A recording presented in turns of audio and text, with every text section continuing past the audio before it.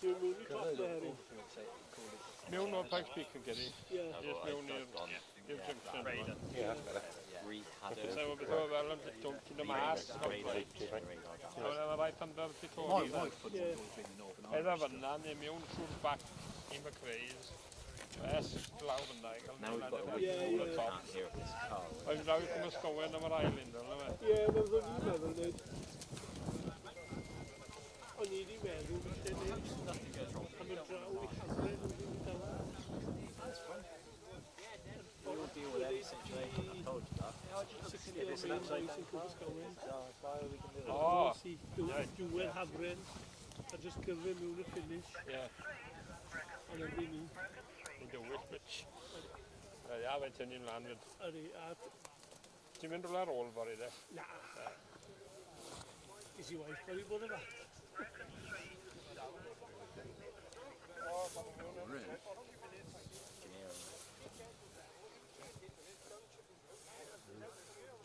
Could be close. 5 minutes away. that's Captain. Say Facebook. Did say Facebook.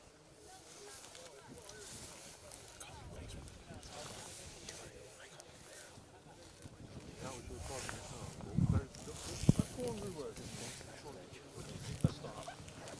I got to knock out about 1,000. Couple of thousand. It's not fully done.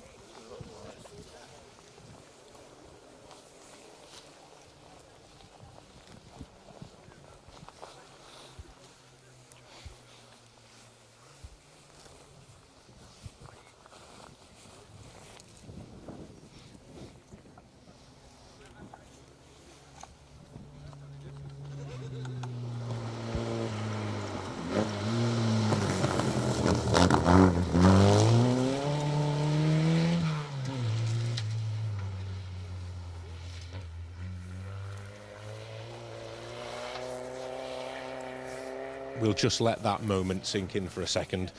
What a sight. The Octavia Supra of Aldrich Kovrik Sr. and Petr Dufek from the Czech Republic on their first ever R.A.C. rally. Roger Albert Clark Rally 2025 is go. We have started things off in style this morning with Crychan 1, and I hope you were all on board this morning. No bollockings or telling offs from work. We don't want any of that at this time on a Thursday. We need everyone to be getting through the working day without any bad behaviour. So keep those monitor screens turned away from the bosses, people, if you're at work. Hopefully you've now made it home and you can enjoy the rest of the evening's proceedings. We start things off, like I say, with the Octavia Super there. First time over here for the boys from the Czech Republic. And great to see them over here as well. Nice to have something a bit different, isn't it, with the Octavia. Welcome aboard. Thank you for joining us this evening. I hope you're having a pleasant day. It's very cold here in Crychan this morning. It's just as cold now in the evening. It's certainly cooling off as we go into the evening and into the darkness for the first time here on the 2025 Roger Albert Clark Rally.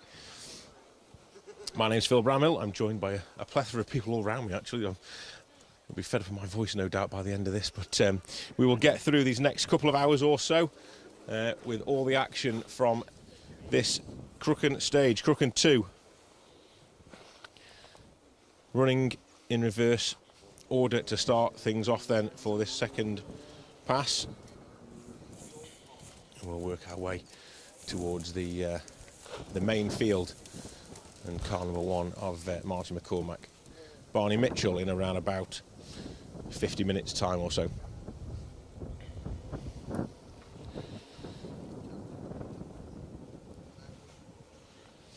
I can hear more engine notes in the distance making their way up the hill here. Fantastic view. The weather's been fantastic as well, isn't it? Great view down the valley here.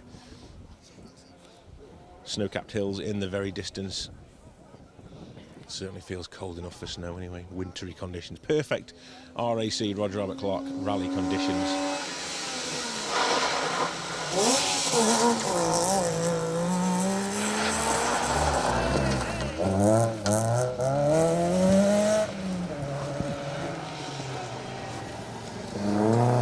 This is where I'm going to have to be kept on my toes now, isn't it? Cars coming at me like that. Steve Higgins, first one through in the two-stroke Saab 96. 8 times Steve has been out on this event previous. The 31st overall and first in class in 2013 as well. It's not bad, is it, for the old Saab. Chris Lonnan and Mark Courtier in the ZR 160. They were second through, the ones with the flamboyant handbrake. Nice to see the MG being driven sideways. You couldn't quite see it in your shot, actually. It was 3 together, and rounding things off there, as you see them going out of view on the live stream. Steve Graham and Tony Graham in the Fulvia. Iconic car of the Roger Albert Clark Rally. We've seen it every single time this rally has run. They haven't missed one yet. They always run car 31. And their best result actually was a 22nd overall in a similar MG to the one that's been through. 2005, that was a long time ago.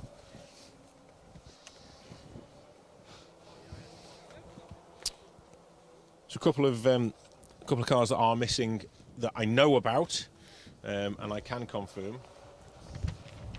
We had turning paper over. You're going to hear a lot of that, by the way. The numbers all come mixed up towards me in a minute. So car number 100.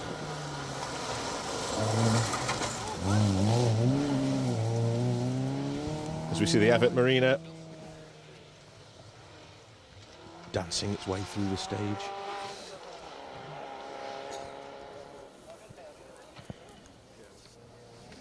Tried to be organised, and it's not working, is it? Paperwork everywhere. At least it's not raining. So Hugh Jeffries and Averina Jeffries in the Escort, unfortunately, on this corner actually this morning, their car caught fire, and it took a bit of getting out, but thankfully no one was hurt, and the car was extinguished, and the car was taken out of the stage. So they are a retirement by the looks of things, as is. You can hear the paper again. Let's get this paperwork in order. We've got 2 pages, but back to back it's all over the show. Next one for the retirement was car 150, Dale Glover. David Smalley in the Alpha Sud TI, which is a huge shame. Love seeing that car out on the national rally scene, and yeah, hoping for a decent run on the Roger Albert Clark Open Rally this weekend. It's not to be, unfortunate for Dale. They've also retired the car. It may be that they super rally him back out. We don't know that just yet. We'll have to see how things play out tomorrow, but at the minute, not making it through. And the last crew that I definitely know about having come to troubles with clutch issues were Lyndon Barton and Simon Hunter in the Little Nova, 1600 Nova. Having another go at the event this year. Running in the Open class. They finished 10th in the Open class in a Mark II in the past. But having a go this year in the Nova. Unfortunately,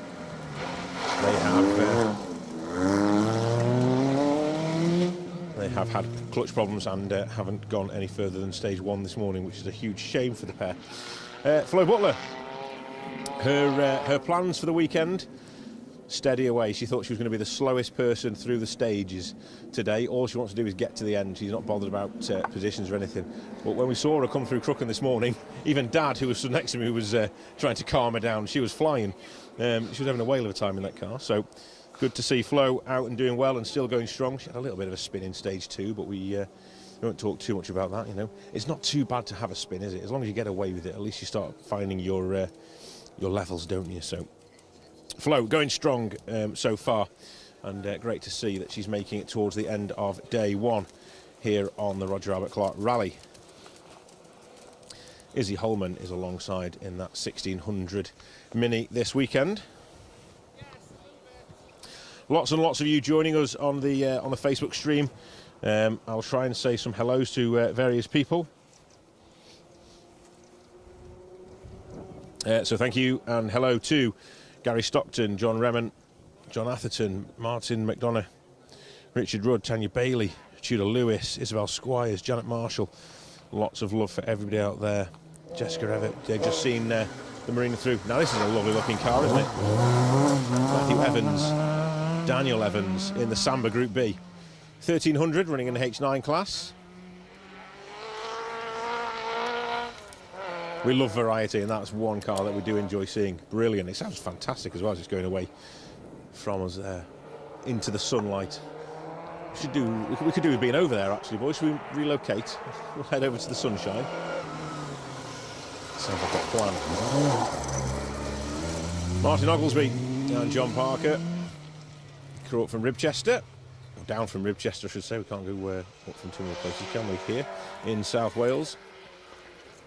Unfortunately, campaigned a cadet in the open category in 2023, but never made it to the finish of the event, so they're going to try and hope to go one better this time round.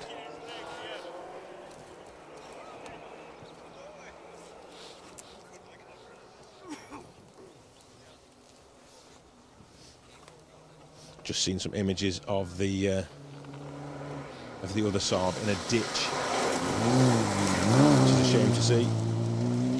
I'll get you details now in a second. Kurt Hodgson, Sam Campbell in the 205, making their way through. First time out on the event. Got quite a lot of crews doing this for the first time. I think I've seen somewhere on the entry that some of these crews are doing. This is their first ever rally. I mean, if you're going to throw yourself into the deep end, that's the way to do it, isn't it? Come out on a 5-day marathon like this, first time out on a rally, and you come and do this. That's some going.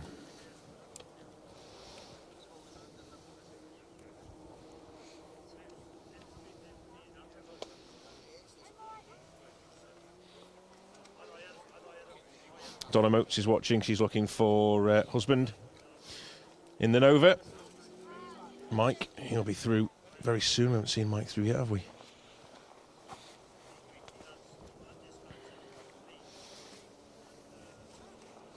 We've got around about 50-ish cars. I'm guessing a little bit there, but around about 50-ish cars in this first clump.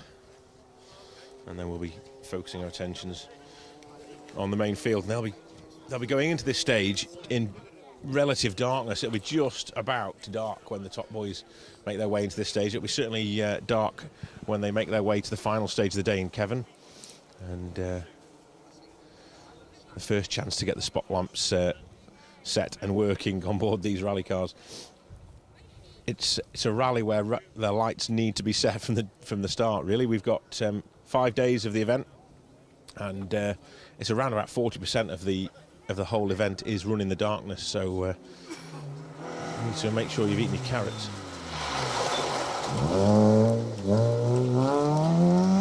Philip Boothroyd, Dave Marshall from Penistone in the Suzuki Swift.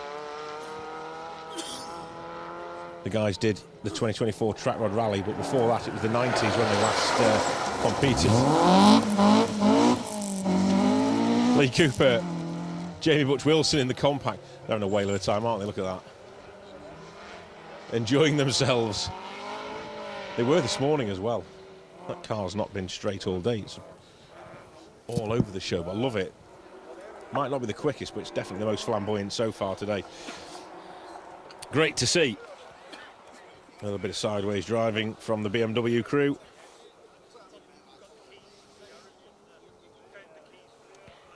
First time out for those boys as well on the Roger Albert Clark Rally.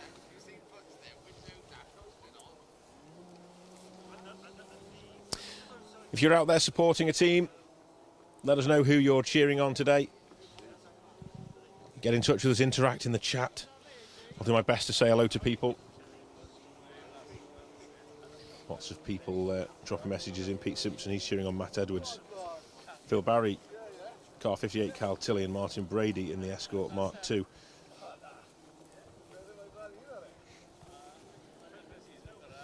James Crofts cheering on Sasha Kakard. Sasha had a spin this morning in this stage, the first time round. Kelly Brusbury, she's watching for Dan Mennell. Nice to see so many of you watching.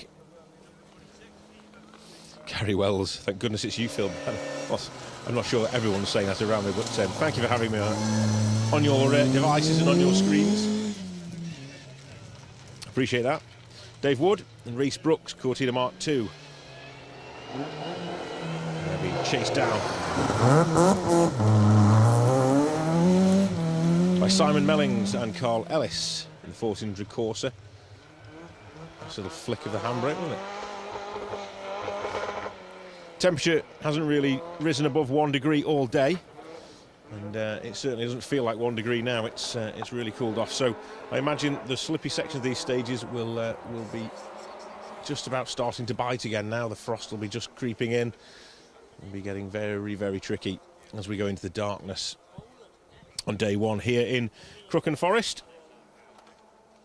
down in South Wales.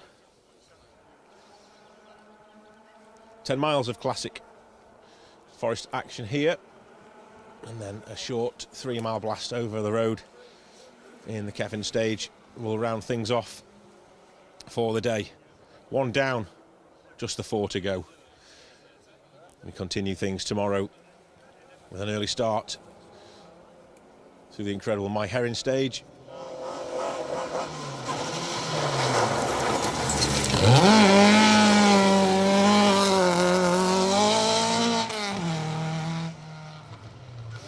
Stephen Armstrong, David Barron coming in hot, trying hard in the Mark II Escort.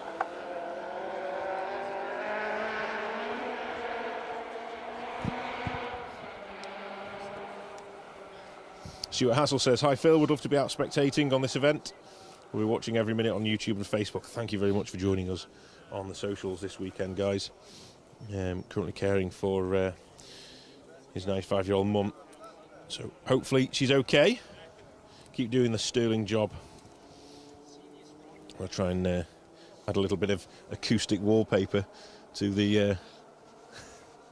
Mr. Woodford will be proud of that one. So I got that in there. It's one of his favourites. I do learn from him. Everyone's laughing at me now. Sorry, Paul. But yes, I hope everything's going well there, and well done on keeping things going. Who else have we got? Team Bradshaw are watching, PB Engineering. Thank you for tuning in. We've had a busy year. Nice to spend some time with them at the awards due for the Asphalt Championship the other week. Dave Bonning, we've got that awesome Escort Cosworth WRC. Good afternoon to everyone out watching in the cold. Much respect. Thank you very much. Not too long, actually, Dave, before that car might be classed as historic. We might have that back on the stages here on the Roger Abbott Clark Rally soon. It doesn't feel historic. Being of a certain age, I don't feel like that should be historic, but it's creeping towards that age now.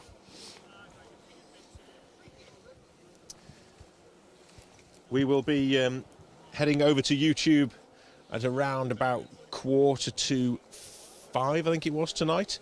4:45, I think it was. I'll probably get that wrong. I'll get shouted at by producer Wayne. We'll tick over to YouTube and allow Matt and Bex to take the reins here on Facebook. Matt and Bex doing all of the live streams from the end of stages throughout the weekend, bringing you all the live action. Racing around the stages, probably just as fast as these competitors at times. Trying to get all the information and all the up-to-the-minute action from all the competitors. Fantastic job that they do, and diving into service as well. So busy bees, Matt and Bex. So stay right here on Facebook, and you'll see the next live stream from those guys. But if you want to carry on watching Special Stage, we will head over to the YouTube pages.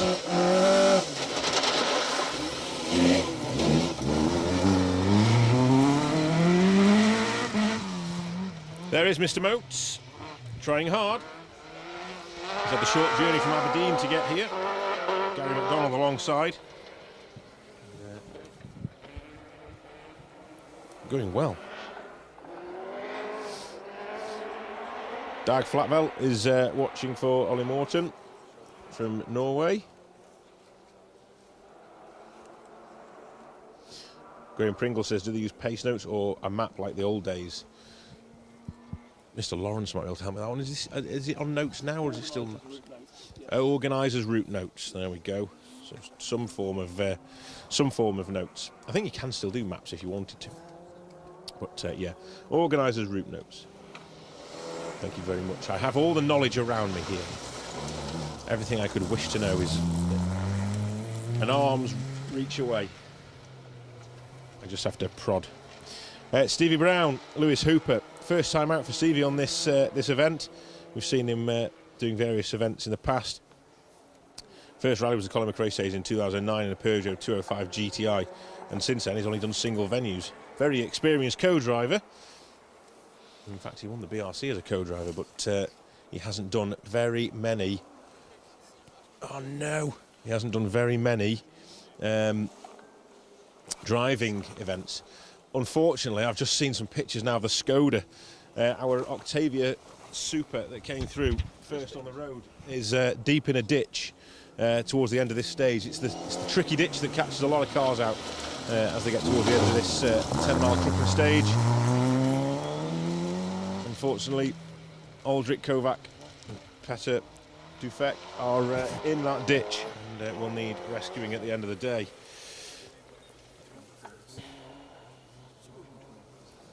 Charles Nifton, Steve Gozzard in the 205 GTI 1600 are making their way through the stage as well. Oh, we didn't want to see the Nova in a ditch, did we?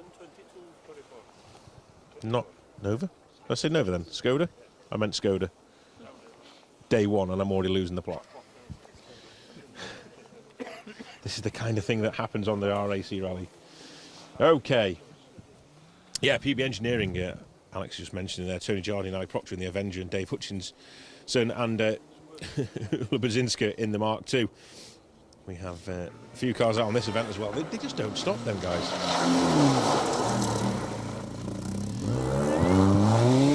Gareth Humphreys, Martin Williams, blinding me with the lights on the front of the R53 Mini Cooper. We'll see a lot more Minis on Saturday as we move into the Scottish borders. That's right, you heard me right. We are going all the way to Scotland with this one. Saturday afternoon kicks off in Riccarton and then heads to Hindley. Up on the very west side of Kielder Forest. Some classic northern stages to come that way, and reports of snow up there already. I've seen images of at least an inch of snow in Riccarton, and possibly more to come tonight as well. So we will we'll see how we get on. We might need snow shovels at the ready when we get there on Saturday. I hope not.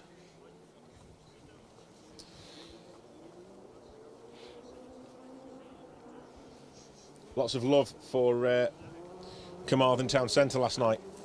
Many of you guys were out there watching. Fantastic scenes in the town centre where the ceremonial start took place. One of the crews over that ramp last night in the town centre was Andrew James and Alec Morris in their Mark 1 Escort. First time on the Rod Rabbit.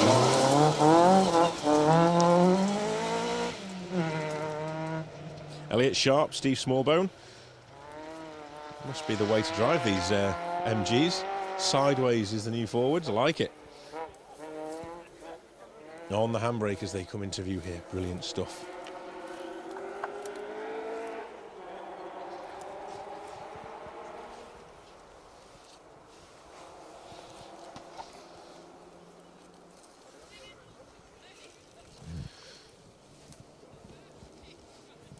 John Hardy says, I was supporting car 13. Matthew Robinson, where is he? Well, believe it or not, Matthew is he's probably watching this live stream at the minute. He's only going to be doing the northern stages of the event, so he'll be joining us on Saturday morning for those blasts through Riccarton and Hindley.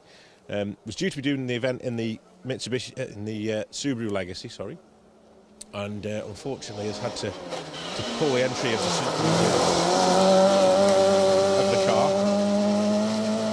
But he's out in a 208 instead, so we look forward to seeing Matthew behind the wheel of that Peugeot. Well, that was some going, wasn't it? Mark Constantine and Andrew Constantine in the Nova Sport, just trying to show the boys how it's really done. We've spent all year following Tom and Luke around the country with the Opel Adams, but I think you've just been showing up there, boys. It's Team Considine. There's not been many rallies this year that Considine hasn't been out on, is there? They've done just about as many rallies as you, Mr. Lawrence.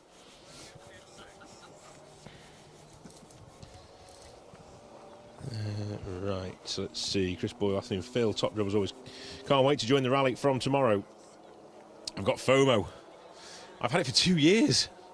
I couldn't last any longer. We had to be back out on the Roger Albert Clark, and it's such a pleasure to be here, especially when the weather's like this. I mean, I might not be saying that if it was teeming down with rain, but we'll take this any day. Beautiful clear skies, sunset in the background. It's okay, well, clear skies, you look that way. Don't turn around. Don't turn around. Nobody turn around.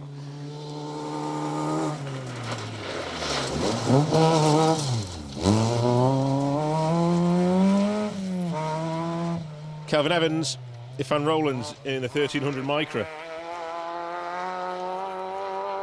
Doing a great job of balancing the car through this bend. Oh, nicely done, that. Not sure they'll be able to manage another 5 days of that sideways driving. That poor handbrake. But going well so far. I've been really impressed actually with all the commitment and all the skills on show today so far from everybody. It's been rather good.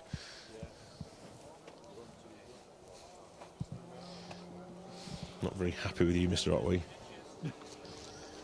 Taking photos of me when I'm not looking. How dare you? Can only hope Photoshop can make something so horrible look so good. Work your magic, please, boys, before you post anything like that on Facebook. Okay. I can't keep up. There's so many people watching. It's fantastic. Alison Raymond, Paul Bevan, Sarah Madge. Cheering on car 159, Team Madge. I'm cheering on Team Madge as well. Andy Madge. Matt Cooper alongside in the Corolla GT Coupe. I got to know Andy over the years. He's top bloke, and we've had a great laugh over the years with him as well. I'm really looking forward to catching up with him over the next few days or so. Always a story to be told. I've told them in the past as well.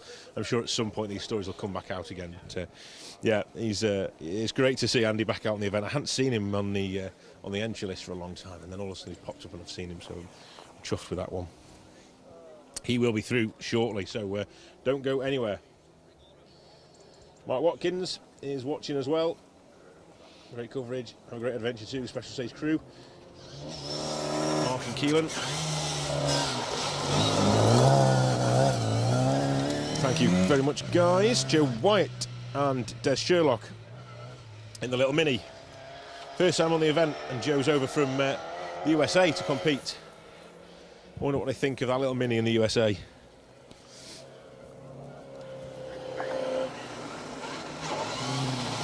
There we go.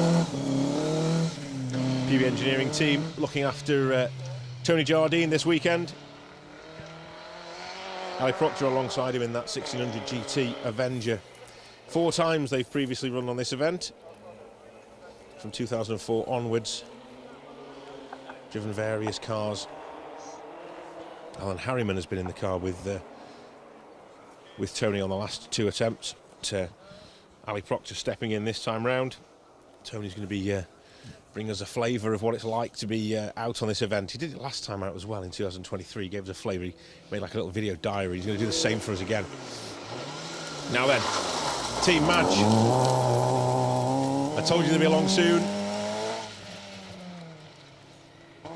In the early years of the Roger Albert Clark Rally, it must have been around about the 2009-10 mark, something like that. That car competed on the whole event on 1 set of tyres. And when he got to the end of the event, had to drive that car back from Sheffield back down to Kettering because the service barge had broke. So he drove it back down the motorway after the event finished on the same set of tyres. They were definitely illegal, I can guarantee that. Just in case anyone's watching. There you go. I told you there'd be some stories. It's always fun when Andy's around.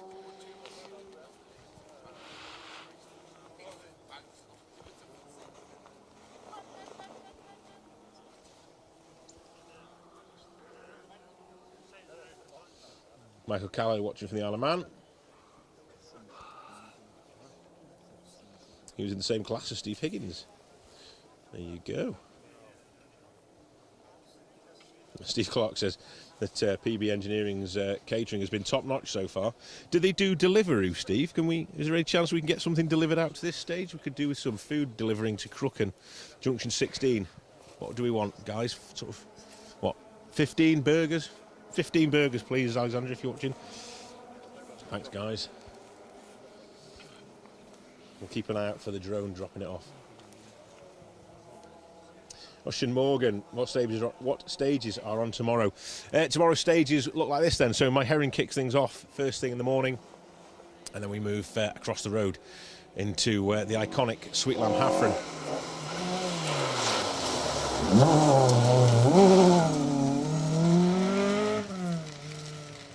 The beautiful Mark 1 twin cam of Dave Watkins, Dave Shepherd,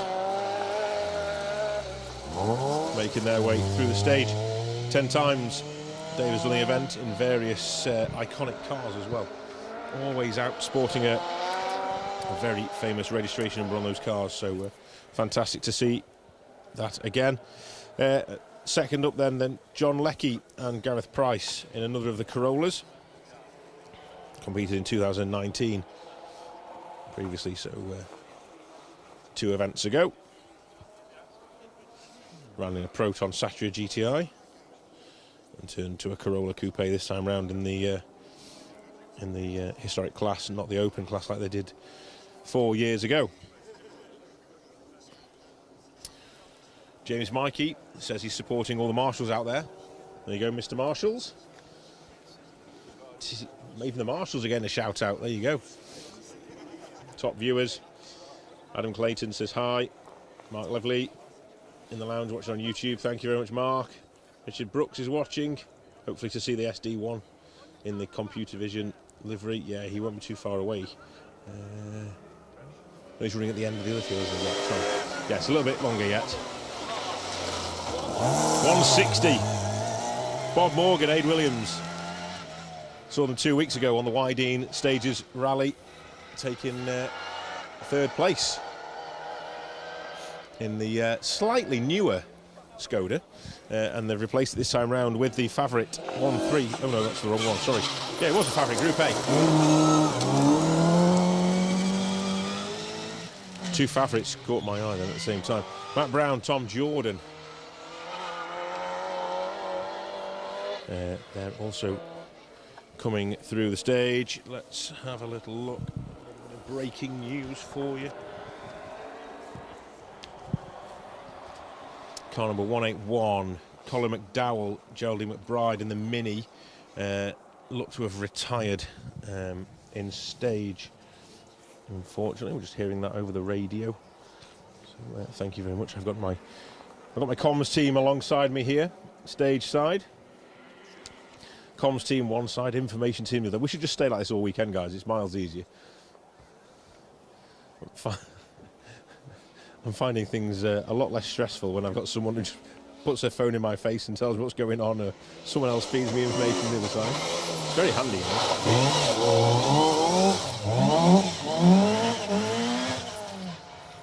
John Davies, Kevin Jones in the 2-litre Astra. Trying to find the grip there. Lights ablaze. You can just about make out that the dark is creeping in now. Got some clouds rolling in behind as well. We're not looking that way. All the good stuff's in front of us, isn't it? Obviously. Paul McGretton is tuned in. George James will be using halfway. I was halfway through telling you what was going on, wasn't I? You reminded me on there. We'll let the Squires team come through. First of the team Squires, Chris Squires and Sean Hughes in the 1600 Escort, making their way through.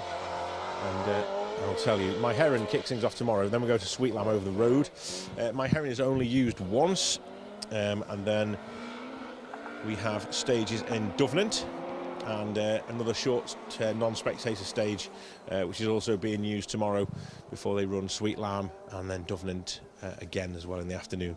So Welshpool is the service area tomorrow. You can see the cars up close and personal in Welshpool. Well worth a visit if you're in the area and you want to go and say hello to the guys and girls involved with running this event and competing on this event. They will happily show you around there. And then we make our short journey up the M6 motorway to Carlisle.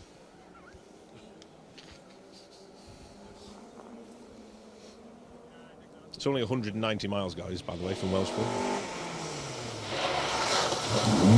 156. Mark Tugwell, Phil Sandon.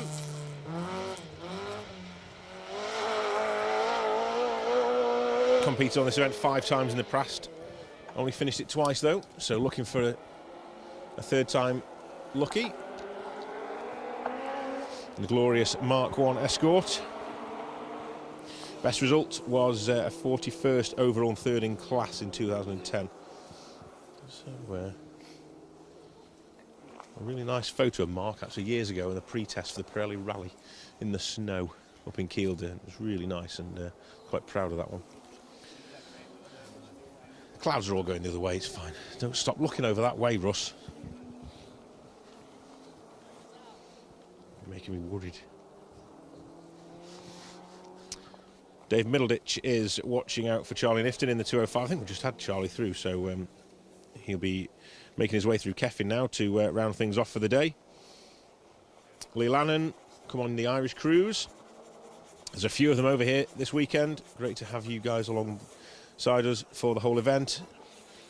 Michael Carlson is cheering on the Swedish drivers like Arnie Radstrom. Yeah, they've been a welcome addition to the event, haven't they? They came over here promising to drive these cars on full tilt, and we know that you guys over in Sweden and in Scandinavia do that anyway. We watch a lot of videos of you guys, so we know what we're hoping to see, what we're expecting, and you haven't disappointed. It's been really, really good. Lots of sideways Volvos this morning.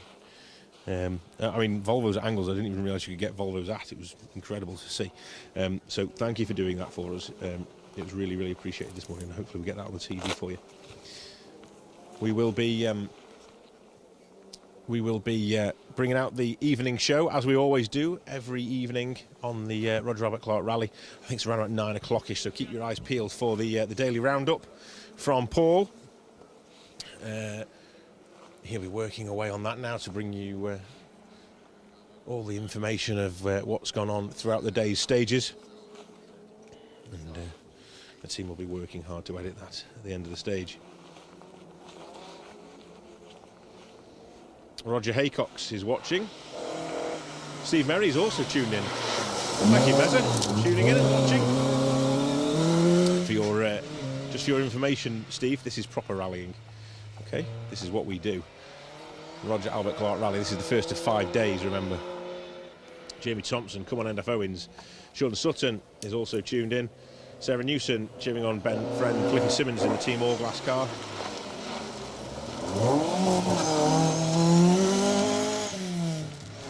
Paul Mankin in the Lotus Cortina.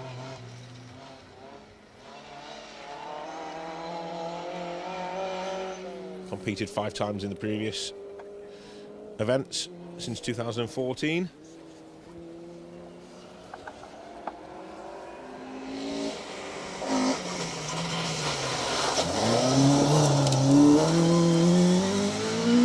Robert Smith, Andy Darlington, first time out for these boys on this event.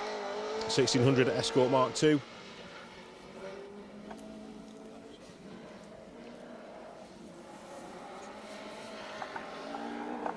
Great to see the cars. You can all the way from the bottom of the hill here. You just can't quite see over this brow, but they run along the tree line in the distance and then make their way up the hill towards us, and then shoot off down the hill. And as they go out of the shot of the camera, they actually turn almost hairpin left and then come back along a tree line. You can just see the car. It'll look fantastic with the lights on later as the darkness descends, and we can see all the conifers lit up by these lamp pods strapped to the front of these cars. Terry Maguire wishing everyone a safe and enjoyable event. This brings back memories of the R.A.C. rallies of the past. Ex-Redline Rescues, thank you very much for tuning in, Terry. Pauline Roberts, Sosh and Price and Dale Furness showing these guys on. Bob Wiggins, I should do some work today, but R.A.C. has taken priority. I told you, don't get in trouble. You can't be blaming us. that won't wash with HR.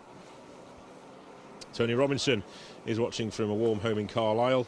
Looking forward to being in Kielder on Saturday. So am I. We watched the stage DVDs of the day to find some locations, and the stages are looking absolutely incredible. There's some really, really fantastic spots in the stages up there, and the spectator points have been placed really, really well as well. Some great sections of stage for you guys out there to go and watch on if you are out and about in that forest.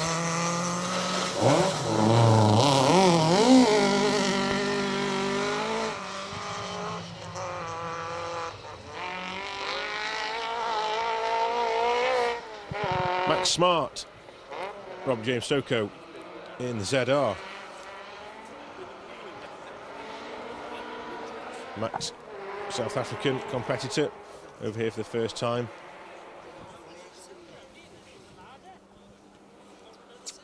I think it was car 166 that was chasing them down, wasn't it? Mark McCaffrey and Gordon O'Donnell in the larder. Doesn't tell me what car they're in, but I know it's a larder. That's about as much as I can tell you. It's about as much as my larder knowledge extends to. Riva, sorry, larder Riva. Yeah, of course it is. Yeah, I'm thinking Vauxhall onto Viva and Riva. They should have thought that through, shouldn't they?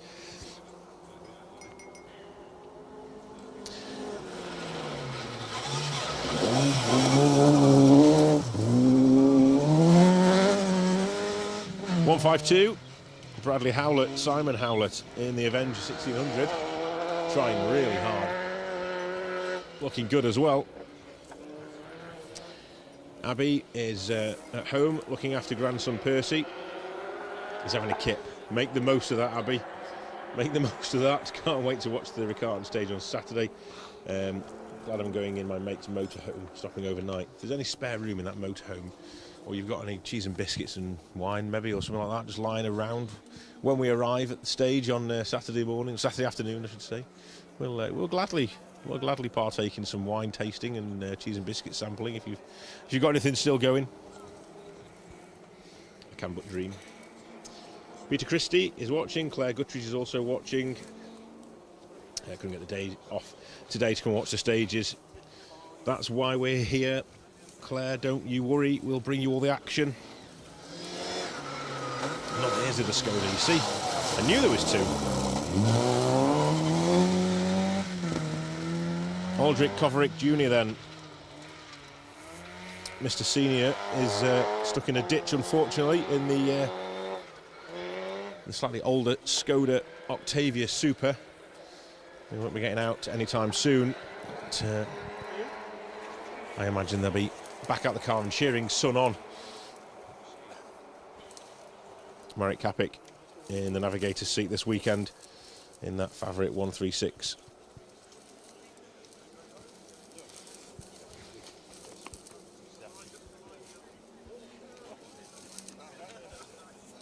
Dave Phillips cheering on Johnny Milner. Tony Janetta, any news of Mr. Weaver in the Maxi? Well, I haven't got anything to bring you other than he was flying this morning through Crychan 1, and we live in hope that the Maxi will be back with us very soon. We've got probably around about 10-15 more cars to come through in this first field, and then we'll have a 10-minute break as we keep an eye out for car number 1. Martin McCormack, Barney Mitchell, 3 times winners in the past. Laura Bateman is watching in between clients in Cheshire. Thank you very much, Laura, for tuning in. Phil Coverdale is watching from a nice warm bed in snowy Yorkshire, recovering from an operation yesterday. Hope it's all gone well, Phil. Cheering on Team Mennel. And a big shout out to all the fellow Orange Army as well.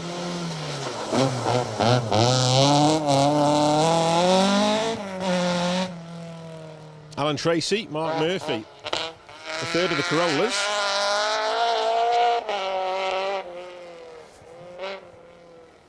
Crew over from Ireland this weekend. Going nicely as well.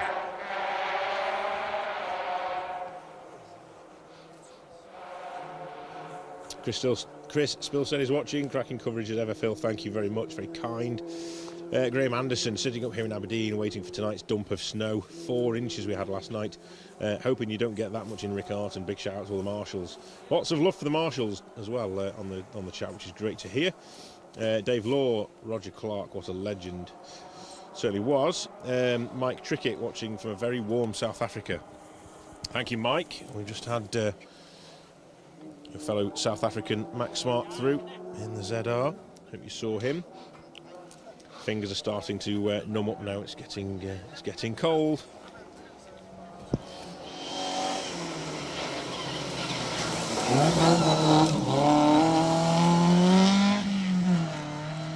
William Patterson, Paul Gribben in the Sunbeam TI. Our next crew through.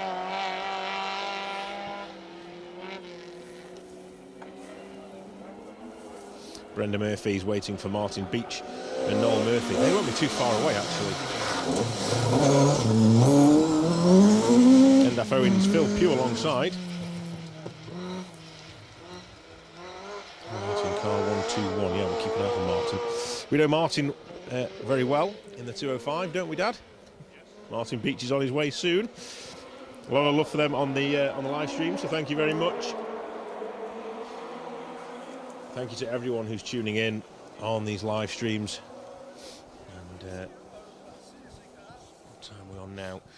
16:25. So not too long to go before we will be handing over to Matt and Bex on the live streams on Facebook, and we will continue our coverage on the YouTube channel. So if you're enjoying what you're seeing, we will be continuing into the night here on Roger Albert Clark Rally.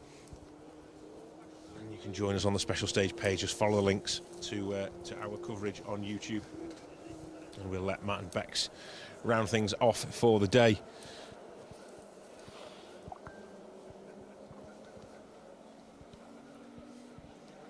So a little bit of information coming in from another of my my sources based over in Ireland.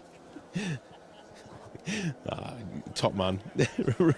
Rory's got his works computer set up with a little tiny window of the coverage in the corner. Scott Macbeth, Dan Forsyth in the Nova. Lovely looking car. Great to see these Novas out competing on this Roger Albert Clark Rally. It's nice to see some sort of historic front wheel drive cars like the Novas and the Astras and things like that now sort of creeping, those Skodas as well. Good to see. So yeah, the just how long can I get away with this? Little screen on his computer working away, but really he's watching the watching the TV.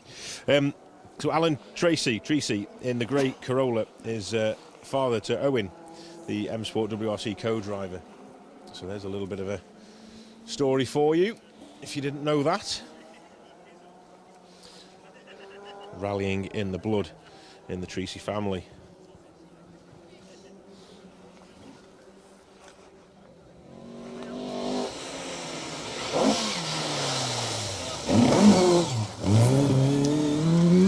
Little lock up and some understeer from Wyn Hughes. Elgin Davies.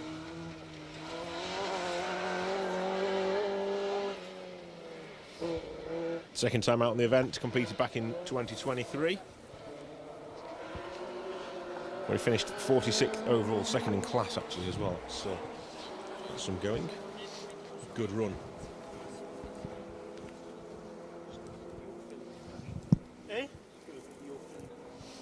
So we're making our way towards the top of this first field of cars, where we will have our short break before action resumes.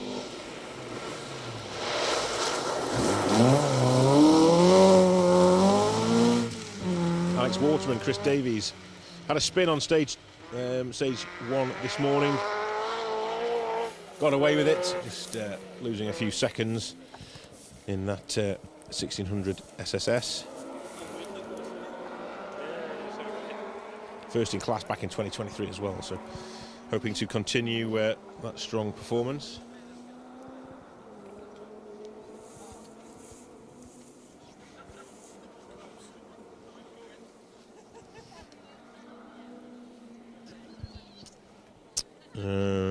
Okay, so just seeing some bits of, I'm catching up on some of the chats and the messages that I've been getting throughout the day and just ignored basically until now. So this might be a second-hand knowledge to a lot of people, but I haven't seen this news until now.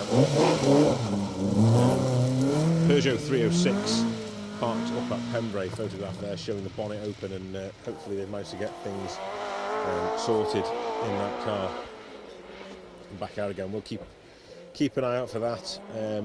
I have no more information on that at the minute. It was just a picture that's cropped through up on our chat. Team Special Stage trying to keep us involved and up to date with everything that's going on.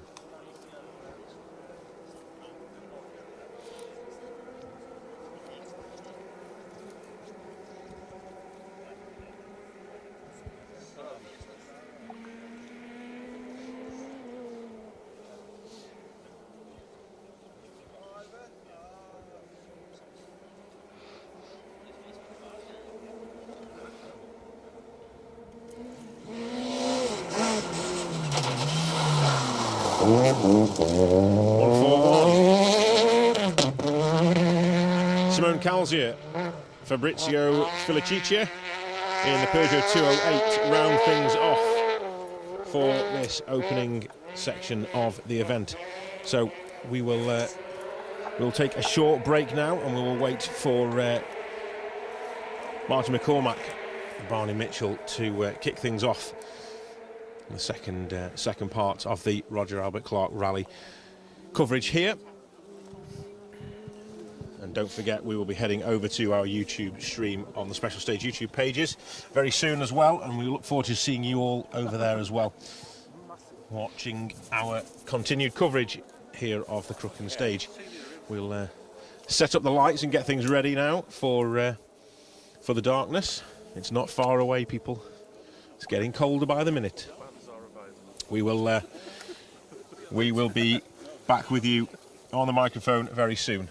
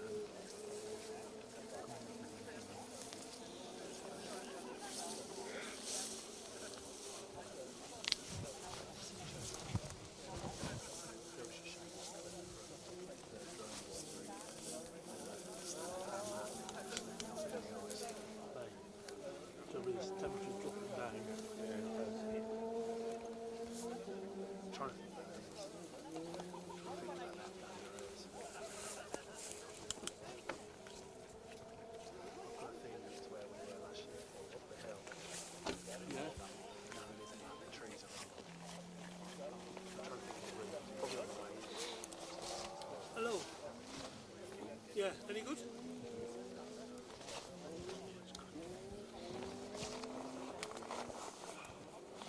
Alright, because what you call is gone. Sam's gone somewhere down by you.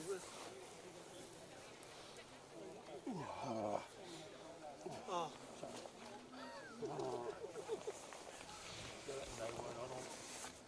I'm going live on the overlap.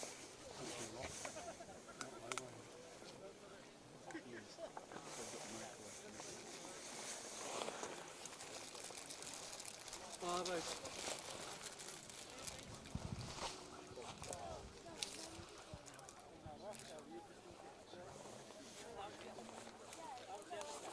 Alright. I took the hairpin now. Hello?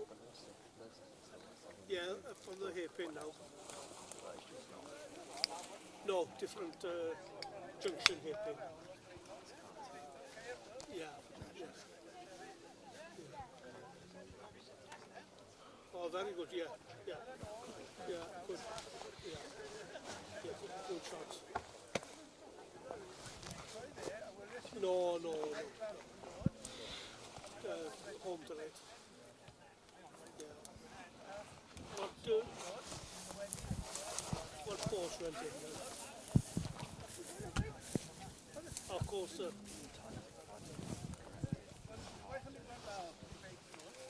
All right.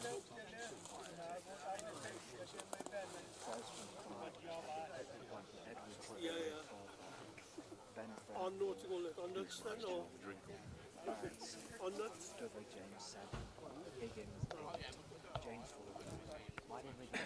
Okay. Okay, boy. Cheers.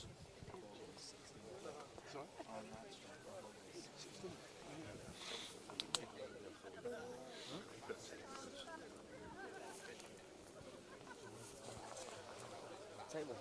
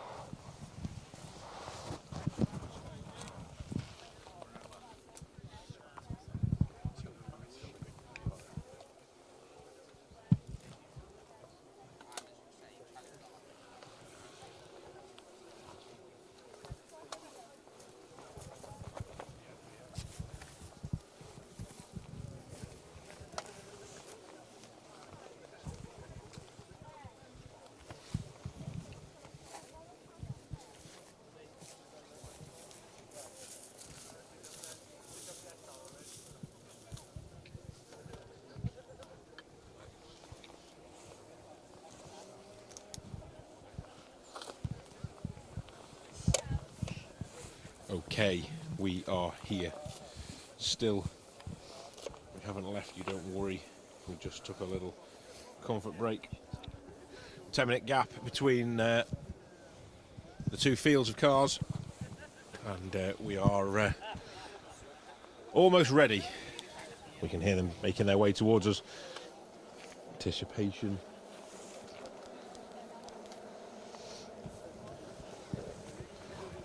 What is to come with Martin McCormack, Barney Mitchell in that E30 M3. 3 times previous event winner, compete on this event 8 times in the past. And just coming into view in the distance and out of the trees. You can already hear Seb Perez in the Stratos behind me. What a sight and sound that's going to be again. Okay, so here we go then.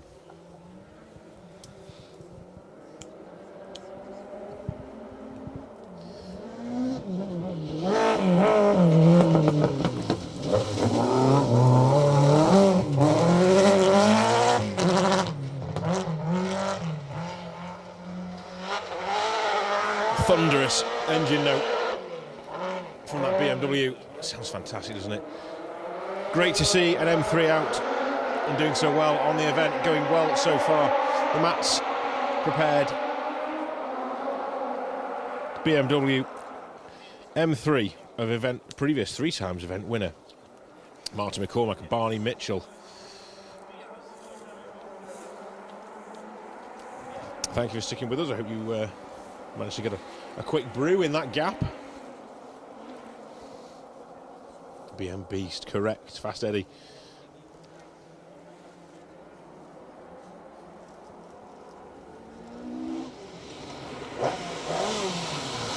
Car 2, Ocean Price.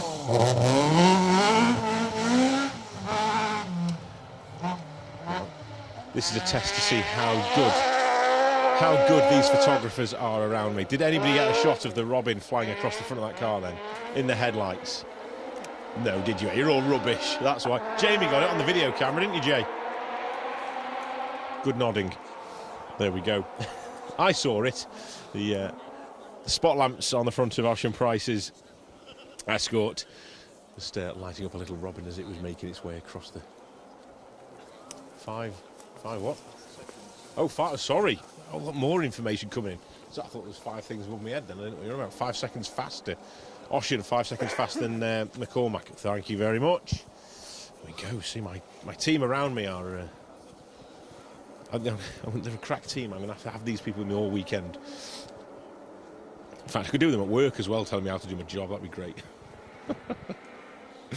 Jace Pritchard, Phil Clark should be with us next. They've had quite a torrid time on this event, to be fair. They're always quick and always up near the top of the leaderboard.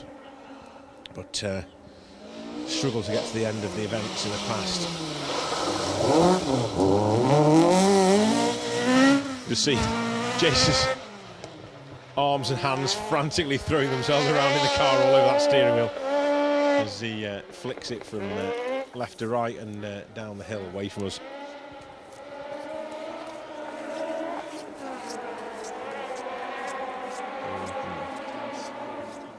Okay, looking like Jace is around 14 seconds slower than Marty McCormack. Up to this point at junction 16 in the Crychan stage, so a little bit of time lost there for Jason, but it's day one. We've got so much further to go in this event. It's not a problem at this stage of the event.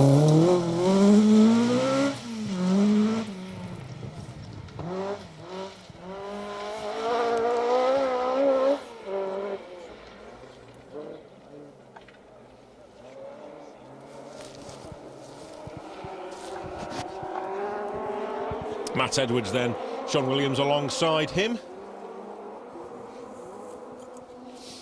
Matt Edwards 3 seconds quicker than McCormack up to this point, so interesting times coming through. We have the stopwatch on these crews. Josh Davis says, how far are you into the stage, Phil? We are probably, I would guess, around about 7 miles into the stage. It's just over 10 miles long. We're around about 7 miles in. They start making their way towards the end of the stage, and it's quite a stage as well. Let's have a little listen to this Lancia Stratos as it makes its way towards us. Being told off by the people around me.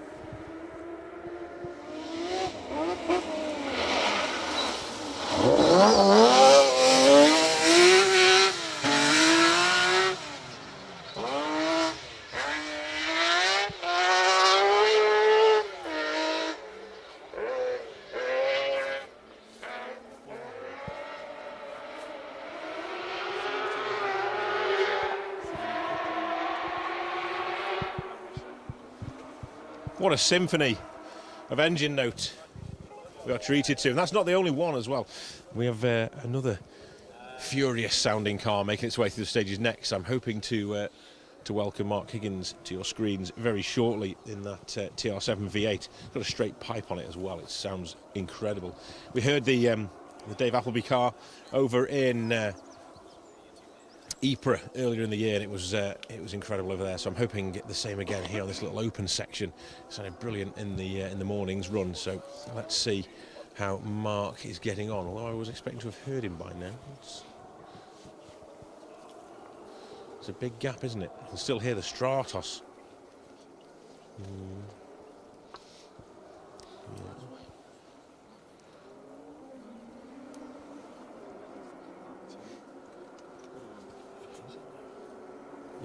Sounds V8ish, doesn't it, in the trees? Is it two together, maybe? Okay, let's see what comes into shot next then. It does sound like there's a V8 rumbling there. I'm hoping it's the TR. Let's see what comes into view next.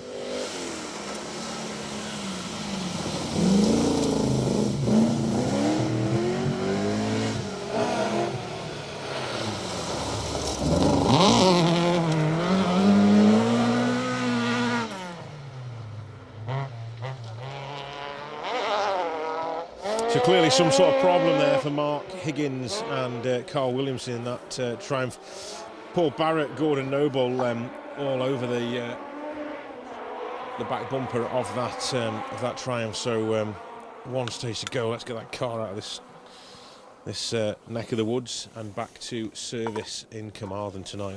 Let's see. I'm sure Matt and Bex will be catching up with all these crews and will be letting you know what's going on.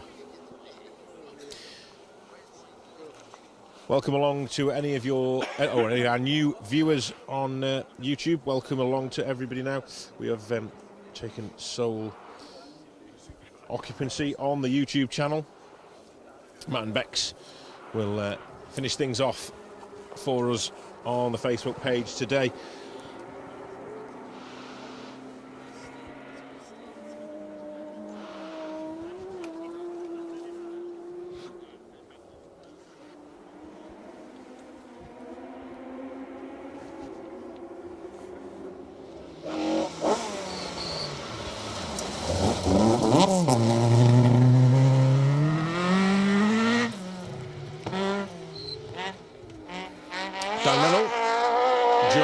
Then getting quicker and quicker all the time in that Escort. Great to see Dan on a charge. He was there or thereabouts when it comes to the end. If he keeps it on the road and the car behaves itself, he'll be up there with a shouting chance by the end of this one. Mark my words.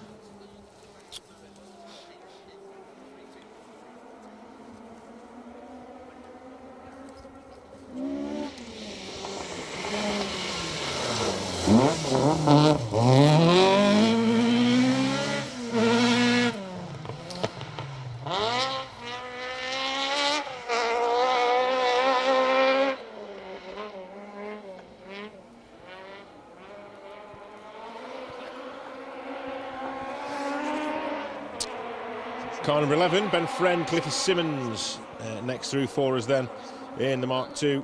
We see a lot of Mark IIs, but Ben Friend certainly can pedal that one well. We saw him on the Wydeen just a couple of weeks ago. If any of you haven't seen the footage from that event, just watch how hard Ben is trying through those forests in the Forest of Dean complex.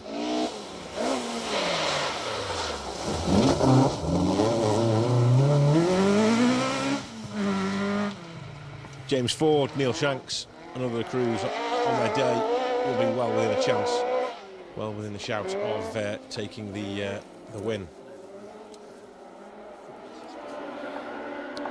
Serious pace seen throughout the year. It doesn't matter what car he drives, he's always quick in it as James, and just 3 seconds down on Martin McCormack in this stage up to junction 16.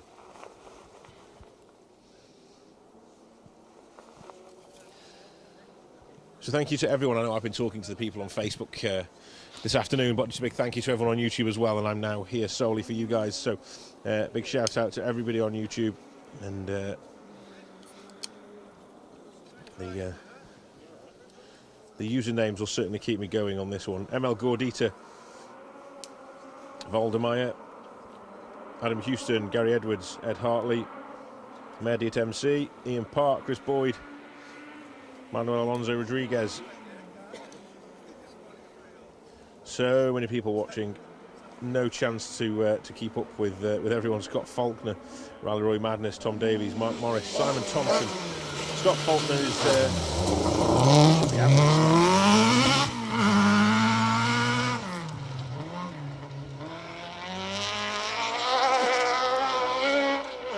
Totty Towers rallying.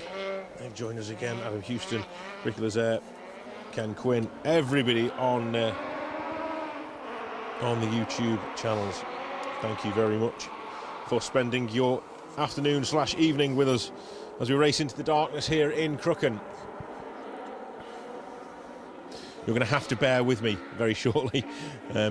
We will go. Your family and your friends, anyone walking past your house looking through your window will be watching you staring at a black screen. There's not a lot I can do with that. The lights will appear in shot, I promise, and we will keep talking.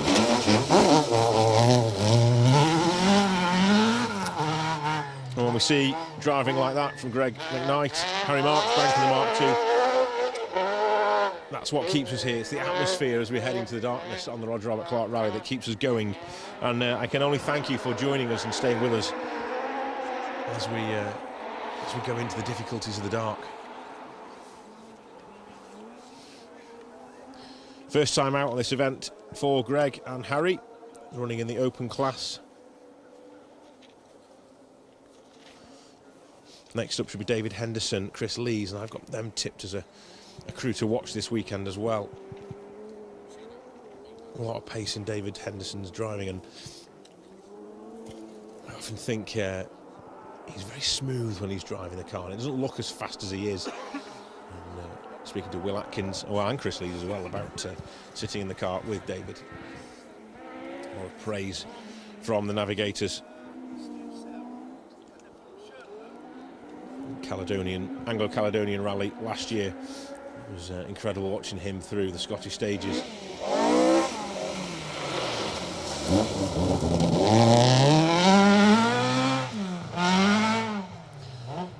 Bang on cue. The Durham driver. Enters from stage right.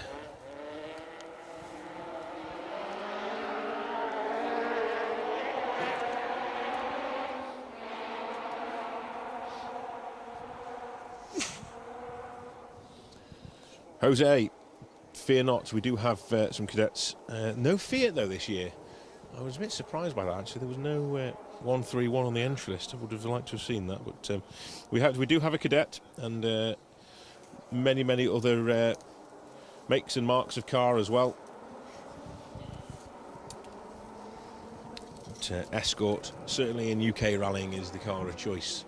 So you can never really tire of it, can you? Lots of them out on the stages.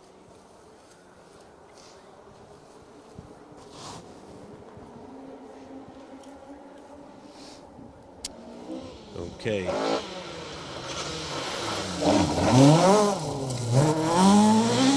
Car number 16, Adrian Hetherington, Roland O'Neill. Fifth time out on the event. Actually finished third back in 2021. So another crew that shows good pace over the long stages. Now next up should be Neil Weaver. We will keep an eye out for the 306 Maxi, freshly built. It was parked up at Pembrey, so let's see if they manage to get that car up and running. It certainly doesn't sound like a Sierra Cosworth, so this could be promising.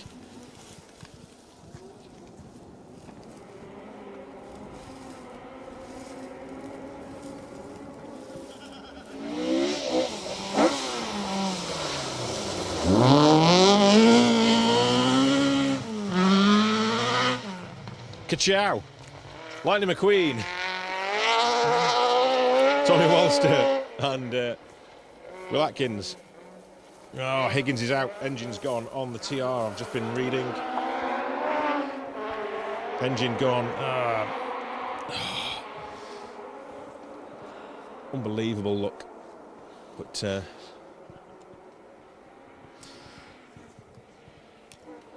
that's rallying, as they say. That's terrible news for Mark in that car.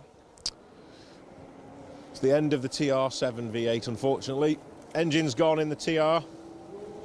It didn't sound brilliant on its way past us.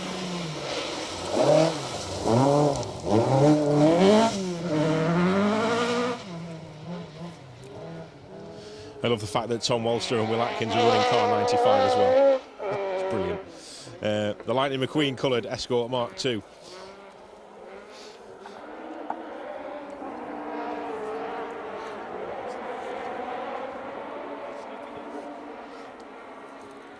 Robert Goff, Jack Bowen, then in car number 19.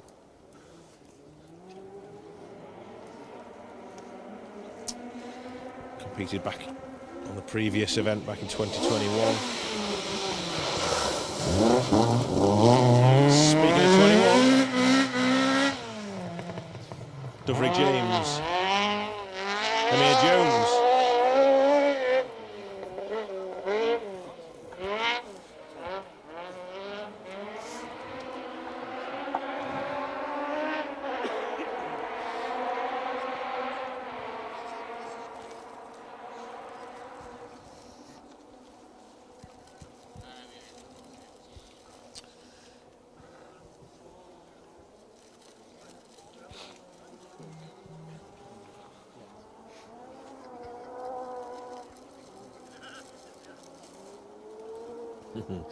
Nice to see everyone joining in on the chat as well.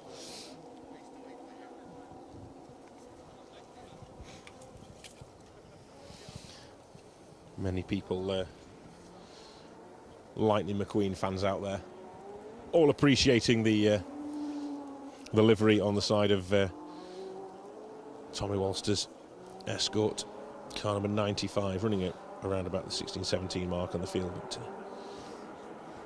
Lightning McQueen sporting the 95, and the reflective graphics as well. They're cool. I like that big lightning down the side of it. All lights up with the flash guns. So there's plenty of those on the stages here.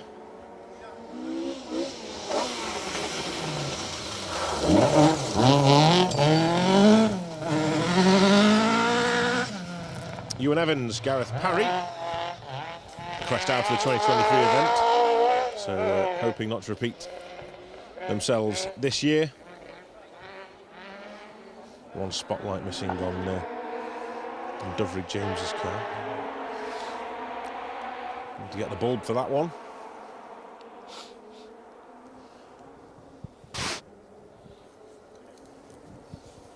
Maybe it's just one of the energy-saving bulbs that he bought for it, and it hasn't quite warmed up yet. It didn't look like it was on, but you never know these days.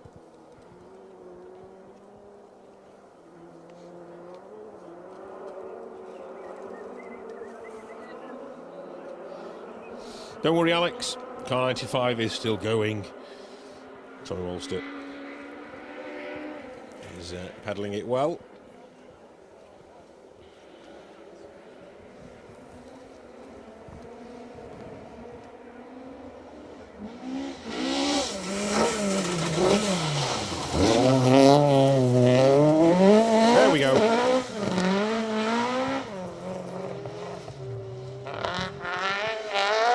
Sounding sweet as well, to be fair to him, so maybe it was just a little issue with the Peugeot at Pembrey, but nothing by the sounds of things wrong with that car as it makes its way past us here in stage.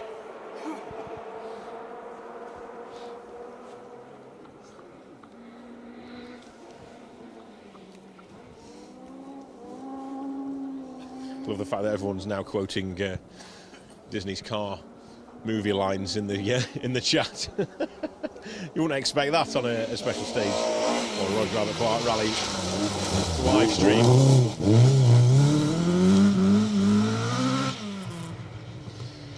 Ian and Dan Evans, Herefordshire crew in their Mark II, car number 20, first time out on this event for those guys. Jared Canning, he can be a happy boy now. The 306 is past us.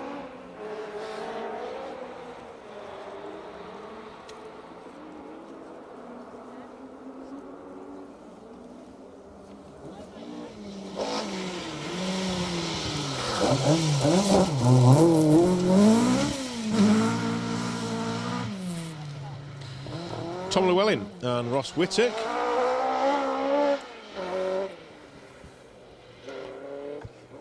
They've just come past.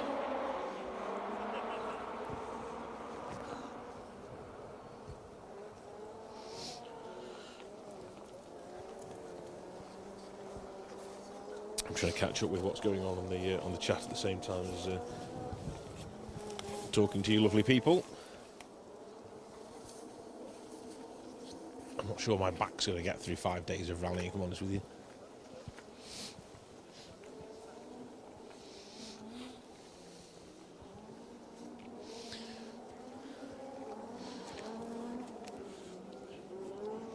Should follow my conga, shouldn't we, and start trying to warm up. It's certainly cooling off. I've got a good few layers on as well. I thought it would be all right, but we're only what, 5 p.m. in the UK time, and it's pretty nippy out here now, I have to say.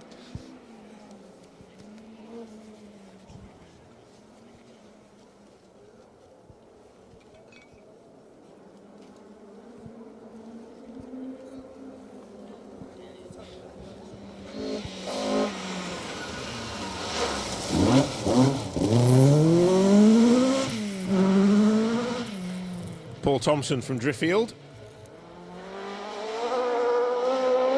Third time out this year. Finished 9th overall in 2023. That's good going, isn't it? Josh Davidson alongside. Just shows to show if you can get to the end of this marathon event, you can really pick up some spots on the leaderboard as well. Paul running 26 this weekend, but looking to go even better than the 9th overall of 2023. Should see Rudy Lancaster from Woolacombe up next with John Connor alongside.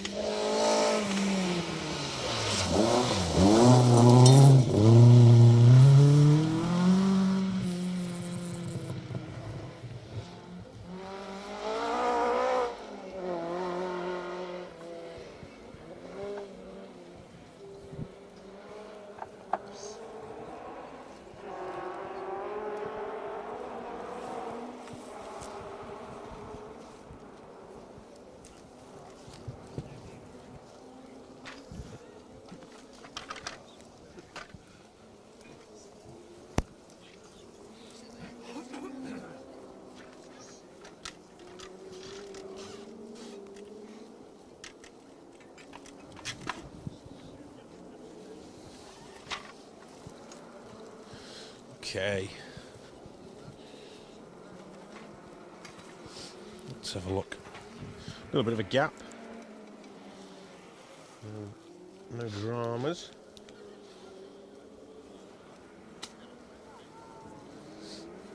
It's getting incredibly slippy earlier on in this stage, and I can only imagine it's even worse now. Now that darkness has descended on us.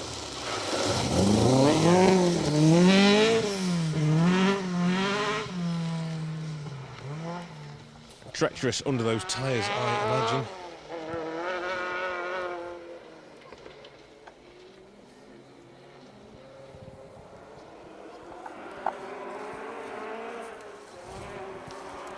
There we go, that was the Cadet GTE of Adam Milner. Roy Jarvis making a move from the Mark 1 Escort into the Cadet this weekend. Or this week. Not really a weekend, is it?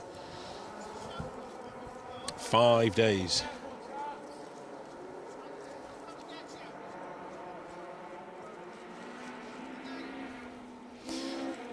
Just to give you a little idea of just how big an event this is.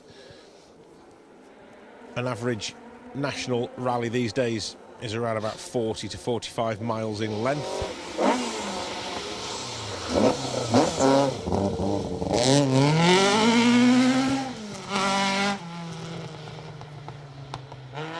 We're doing almost double that every day, and on the final day up in Kielder Forest, the final stage of the rally, just when you think, oh, I'm done, I can almost hear my bed calling me, Colin Heppenstall and the team decided, you know what, we're going to throw a 40-miler in there for you. And the bigger one, the final stage of the 2025 Roger Robert Clark Rally, 40 miles in length, covering almost all of Kielder Forest in one go. 1 mile longer than the 2023 final stage. If Colin keeps adding to this, give it 10 years, we'll have to use the M6 as part of the stage. We'll run out of roads around Kielder.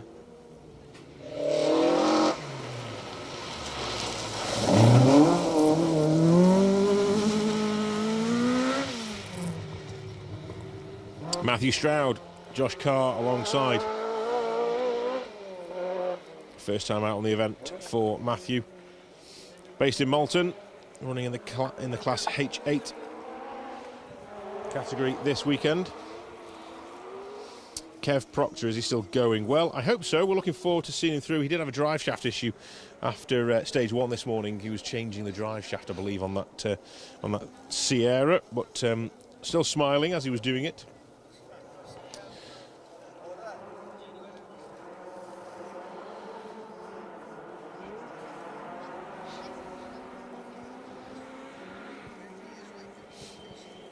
Mazru Khan says, "Where's the lighting?" Unfortunately, when the sun disappears behind the hills in the UK, there is no lighting. We have the moon instead, which isn't quite as bright. So the lights tend to be bolted to the front of the rally cars, so that the drivers can see. We can see the cars. And if we lit the stage up with lights everywhere, it wouldn't quite be the same, would it? It wouldn't have that magical Roger Robert Clark feel about the event. We've got 5 days of this, so you're going to have carrots for tea on a few of those nights, just so you'll be able to see these cars. Colin Smith says, "Top job, Phil and Jamie. Where are you off to tomorrow?" We are in My Heron for the first stage of the day tomorrow. We're going to be bringing you live streams from My Heron stage. The rest of the team are over in Sweet Lamb, and we'll be bringing you coverage from both My Heron and Sweet Lamb back to back. Again, with plenty of drone footage thrown into the mix. Mr. Woodford will be getting all the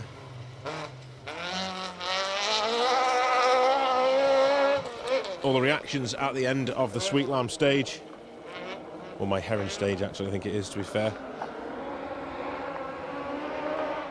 And then we will move over and join the rest of the team in Sweet Lamb for the second running through the bowl and the iconic Havering Forest. If you have tickets for tomorrow in Sweet Lamb,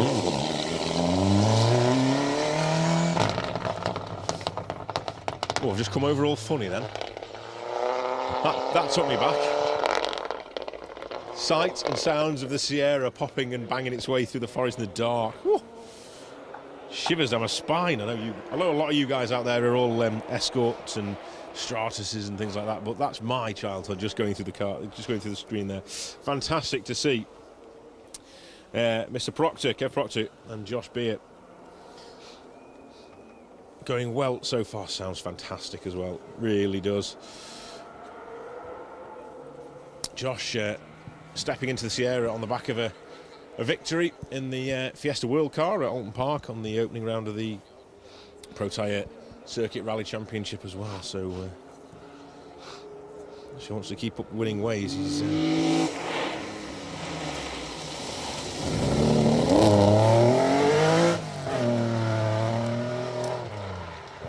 47, Orsamani, Arnie Radstrom, Kent Ulla Björklund.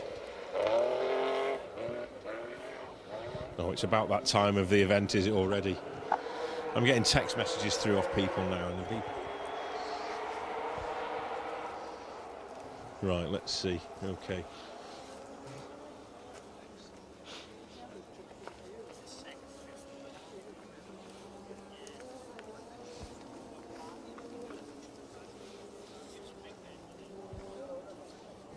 Right, okay. Just have a quick look at what's happening elsewhere. Can't bring you results at the minute, I'm afraid. But, there's not a lot I can do on the results front, unfortunately. Kev's Sapphire sounds fire. It really does. It sounds incredible, and really took me back. Like I did when I heard and saw the Sapphire coming through.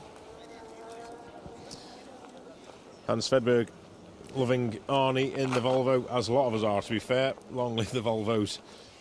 Lots of love for Arnie. Arnie Radstrom in that Volvo 262.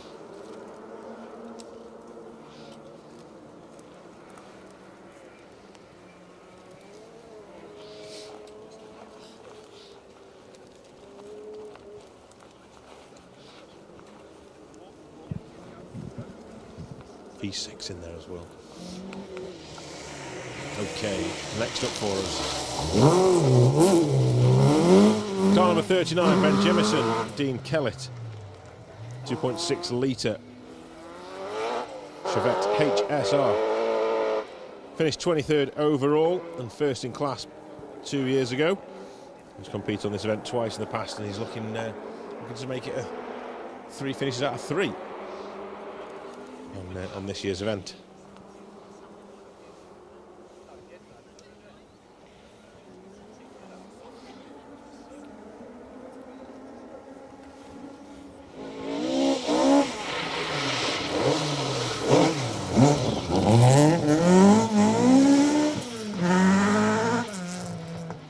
Brian Jardine, Declan Campbell.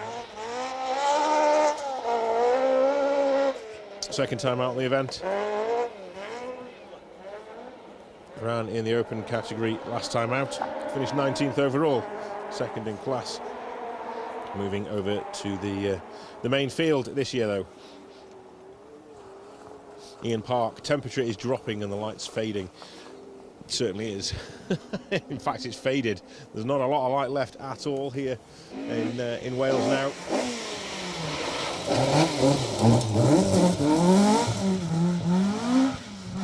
But that doesn't stop the likes of John Arwell Evans, Yurik Davies from throwing class H8 Escort Mark II around the stages. Fantastic commitment from these boys and girls out there in the very difficult conditions.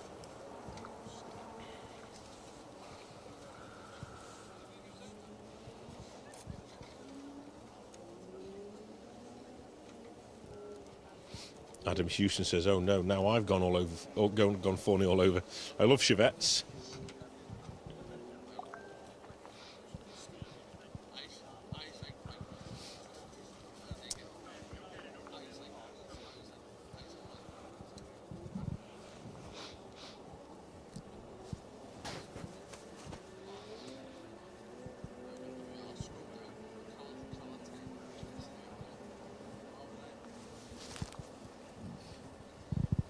Sounds like the second run of the Keffin stage is proving to be tricky as well. Lots of cars finding the ditches.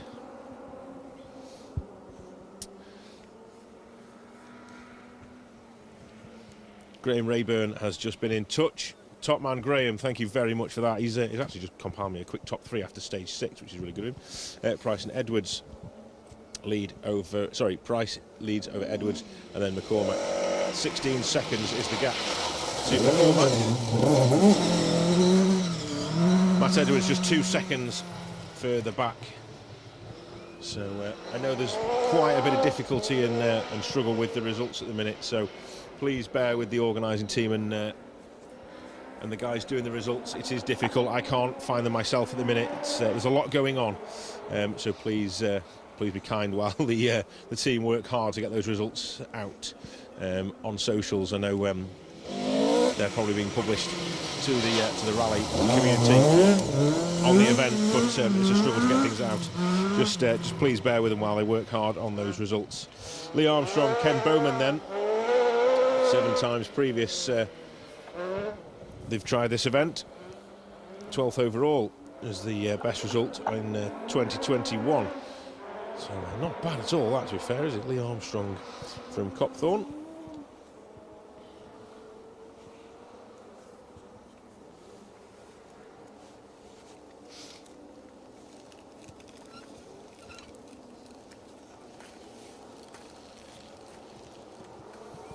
Lots of talk of the Volvos on our live stream, so thank you for that. Keep that chat coming in. Adam Houston, Hans Svedberg. Lot of knowledge being dished out there. Steve Holmes says he's setting off at 6 a.m. in the morning from Derbyshire to come and watch Sweet Lamb. Very excited to watch it in person. Watched a lot over the years, especially on this, on the live streams. He's coming over to watch it in person tomorrow in Sweetland, so have a really good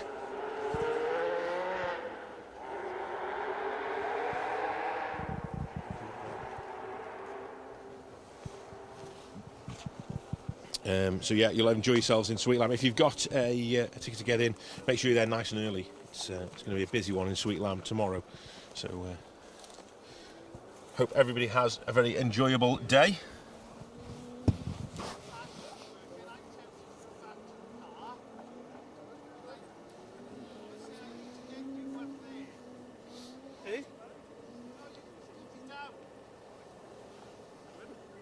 A bit of a pause in proceedings as we look for our next crew.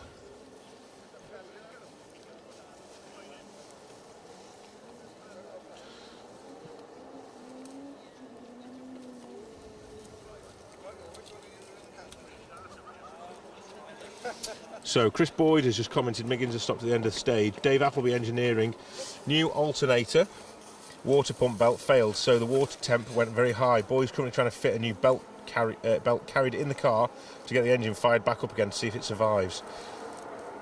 We can all hope and pray that that is the case and that car does get going again tonight. Let's keep our eyes on things there and find out exactly what's going on.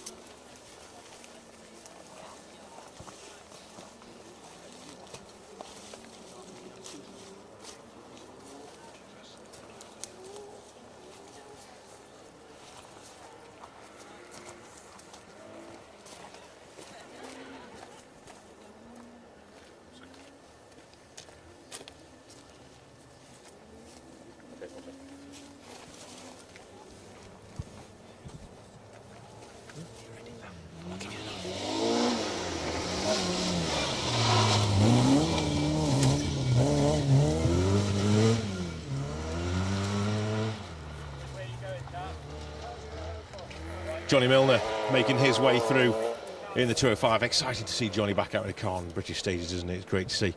And with that, we are very quickly going to change the battery on the camera here.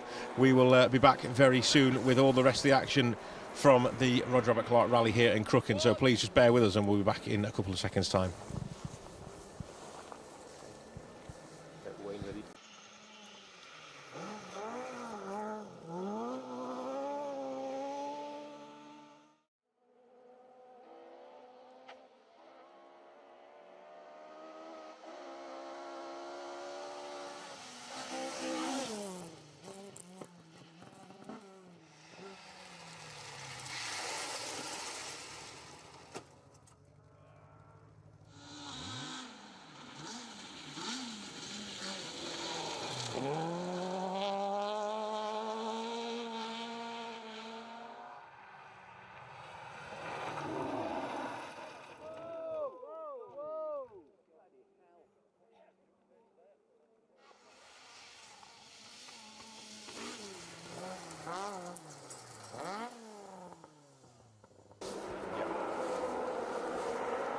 So it wasn't braking, so was it just inside the new screen?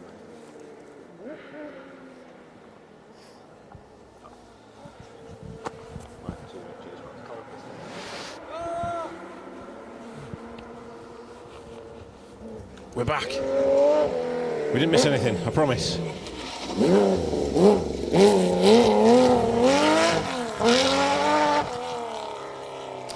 The joys and delights of working in the cold. It's showing -4 on my phone here, and the battery clearly didn't enjoy that. We changed batteries after the first stage to make sure we had a brand new fresh battery in the camera ready to go for this live stream, and unfortunately it hasn't quite lasted as long as it should have done. Gave cameraman Jamie quite the spook then when all of a sudden it came up with a dead battery sign on the camera, even though it was showing almost 100% just before. Anyway, we are now back, and I apologise for the little break in action, although you didn't miss anything. That was car number 49, I think.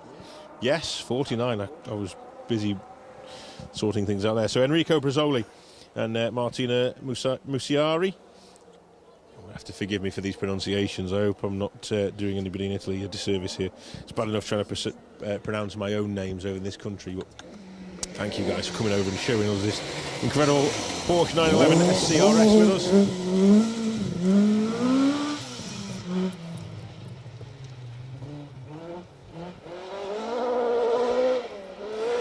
It's a good job these guys are with me.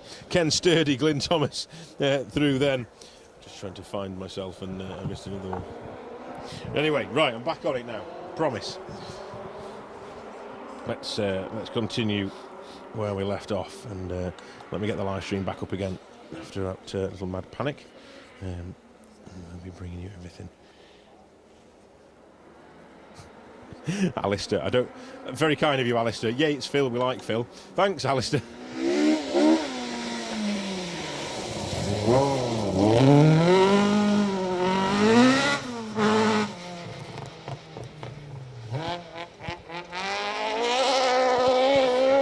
Okay.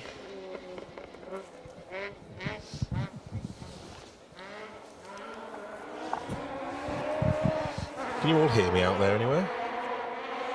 It is showing that it's working on the screen.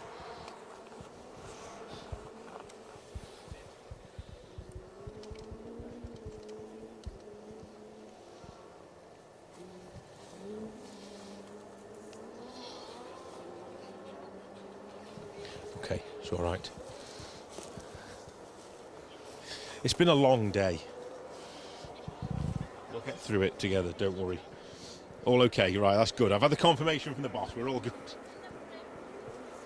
Oh. I'll need a beer when we get back, I think. I mean, I'm open to beers here. If anyone wants to drop a beer off the stage side for me, that'd be great. I'll take it off your hands, no problem. Actually, no, don't do that. It's not going that well, is it? We don't need to add alcohol to the situation. This sounds fruity. This could be one of the Lancia Ypsilons taking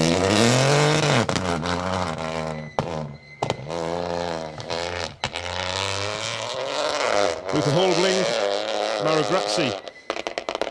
First time we see Lancia Ypsilon Rally 4 on UK shores, and I think they had a bit of a spin this morning. There's an invite I can't refuse. Woodford says, you, me, beer, hot tub. There's a thought for you all. There's people out there having their tea at the minute, trying not to bring it back up.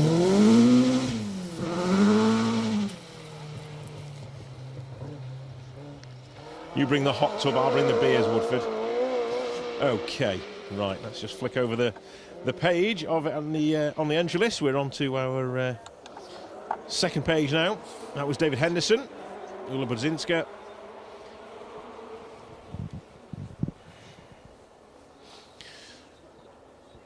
Rally Travel Team car going well. Competed 4 times previously on this event. First in class in 2017. Okay, next we should have another of the Volvos.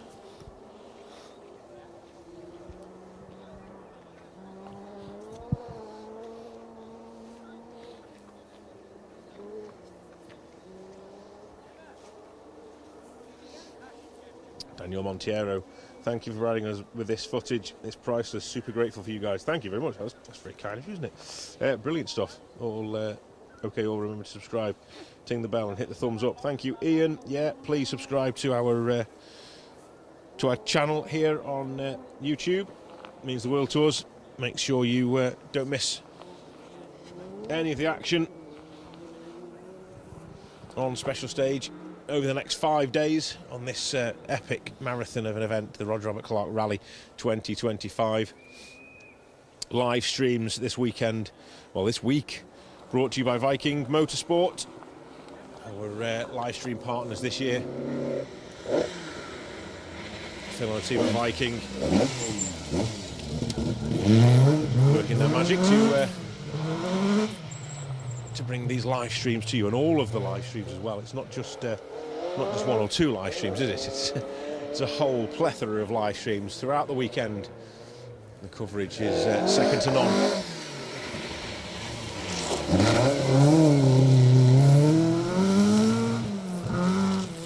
Rob Dennis, Andy Boswell, car 57. Crew across from Swindon. Sandwich between Seamus Burke and Kyle Tilley on the entry list. So you've got Swindon, and then you're sandwiched between Georgia, USA and Indianapolis, USA. So Rob hasn't had quite so far to travel.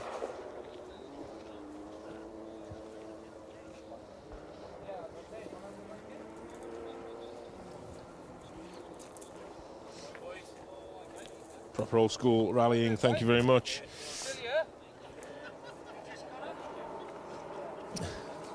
Ballamaman, only one? You've earned more than that. Thank you very much. I've earned it, have I? It's an absolute pleasure to be here bringing this this coverage. I feel, did David Wood go through in the Cortina? David Wood, I don't remember saying the name, but I've said a lot of names.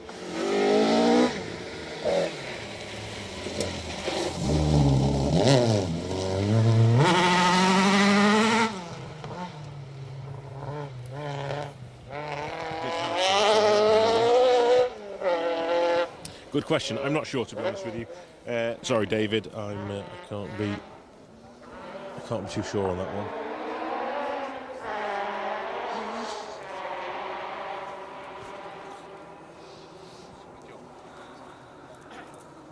Mark Booth says, "Where's Tony Mason?"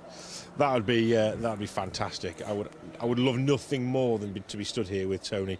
That would make my life. I think it'd be fantastic. I hope that me describing the scenes here and telling you about what's going on in this incredible atmosphere is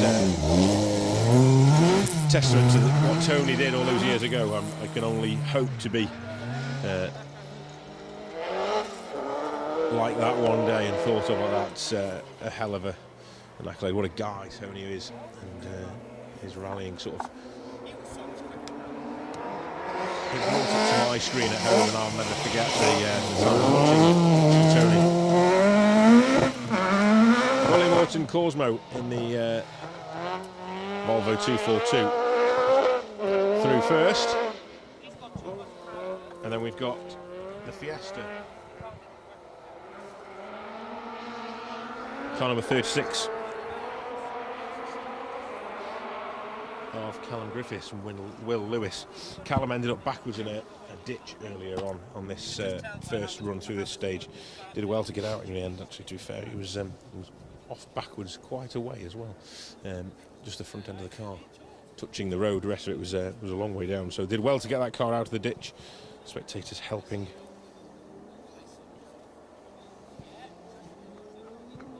Max Racing says, my iPad will just be left on this channel for the next 5 days. Yeah, I feel like I'm your iPad at the minute. This is my life for the next 5 days as well. I'm lucky in the fact that I get chauffeured around a little bit this week. I say a little bit, a lot. Cameraman Jamie, who's working with me this weekend, is doing the bulk of the driving, let's say, almost all the driving. And he's driving me from forest to forest all over the UK. So a big shout out to Jay. He does an incredible job behind the wheel of his little Thunderbus, let's call it.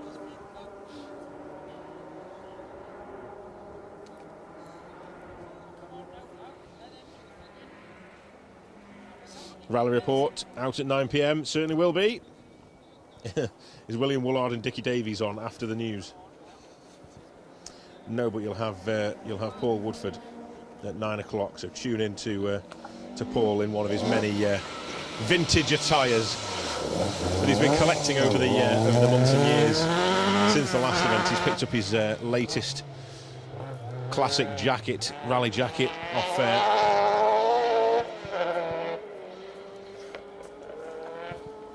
the TR boys, the Appleby. Mark Higgins and Carl Williamson look like they're on the way to SS6 now, according to some of the comments coming through, so that's brilliant to see.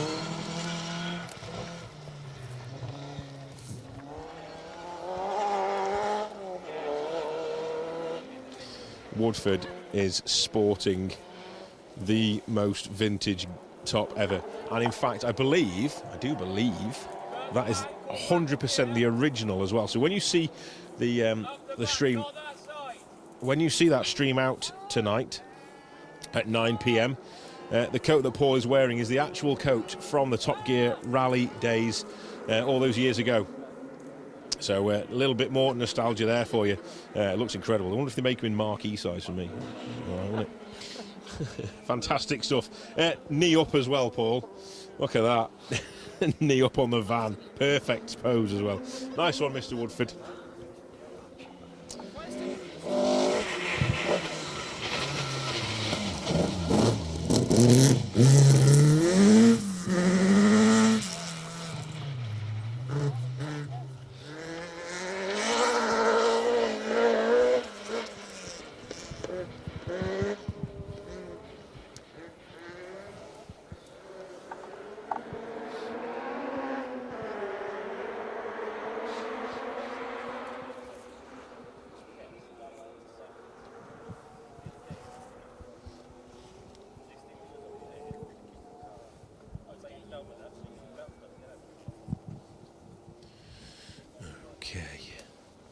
Just reorganising myself and my paperwork and trying to get my digits working.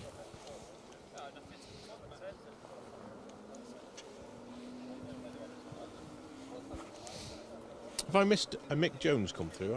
Yes, he has been. He's been through? How did I miss Mick? Oh, I'm so sorry, guys. I was flapping around over something else, wasn't I? Sorry about that. Mick, what a legend. I'm so sorry I missed you. Darren will be fuming at me, and I'll tell you who else is fuming. Mr. Mullins. I missed Mick. Sorry about that. Janie as well in the navigator seat. Jeremy Eason, always a pleasure to see Jeremy out. And I've got to say, a big fan of the 240Z as well. Just running a bit wide down there as well, I think, by the looks of things. It's getting slippier by the minute.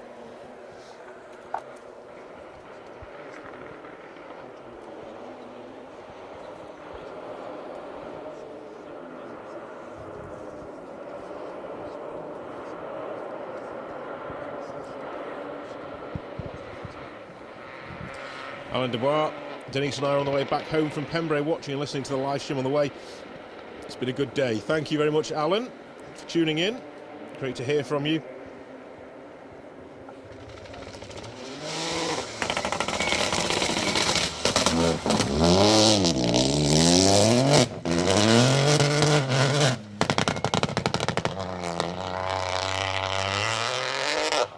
Car 63, second of the Lancia Ypsilon Rally 4s.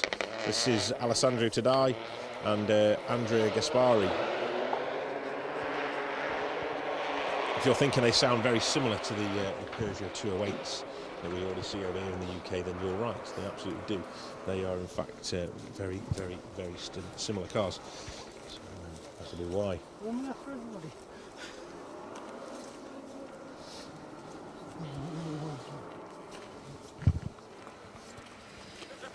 Okay, next crew through then. We'll look towards Nick Crychan and Steve Pugh in their 2-litre Escort.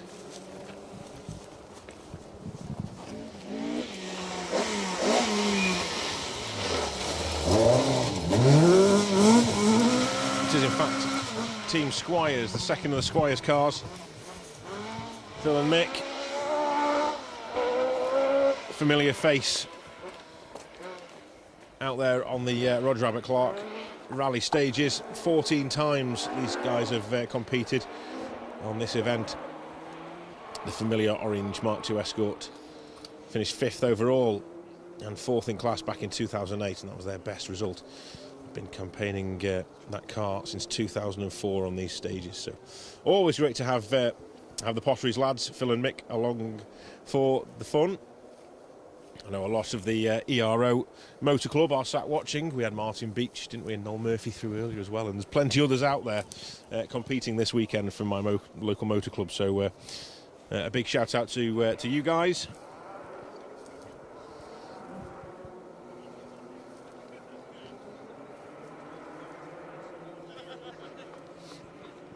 RPG says that the R.A.C. rally in 2011 was the first ever rally he went to in person, age 10. I caught the bug back then. It's so good to see how popular it is now. I'm glad that you had the same experience as a lot of us did, but maybe a few years before you, that's all. It's great that rallying still has that effect on people. Nick Crychan, Steve Pugh. Steve is one of those people who will certainly be an advocate of that.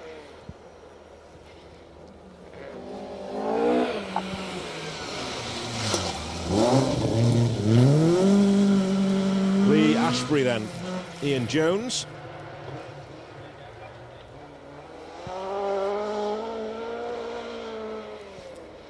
Third time for Lee.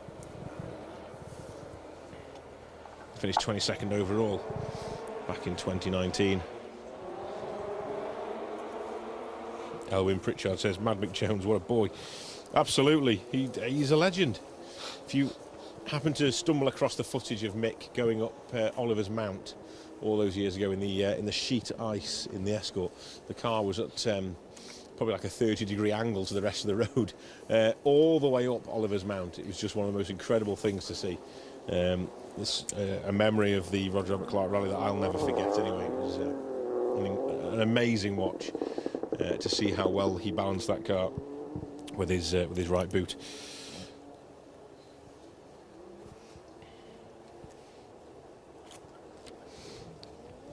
Lots and lots of happy times had with Mick and the Jones gang over near Welshpool over the years, and try and bump into Darren at some point this weekend as well. So keep your eyes out, Daz. We'll come and find you somewhere around these woods.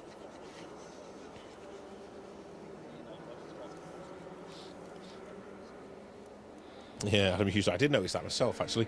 The disco lights going off on the Escort. Yeah, it was the lights to light up the map. I have a similar light strapped to my head, which is lighting up my notes. So, bright red light. Doesn't distract anybody then.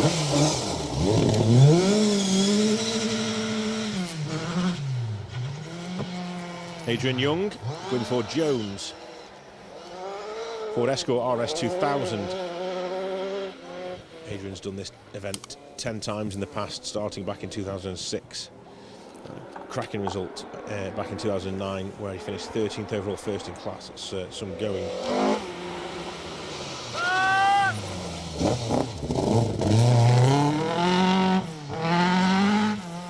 Donald Peacock, Craig Wallace. Second time round for these boys.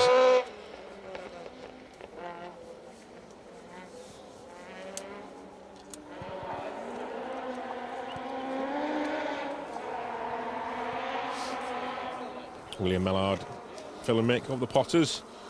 My first ever rally was in the 90s, sneaking through the forest in Clumber Park, so we didn't have to pay. Cheeky. Right, that started a trend, hasn't it? Let's hear what. Oh, sorry. Let's hear what people have to say then. Tell me, when was your first rally? Have you just joined us now recently? Have you been to a rally before?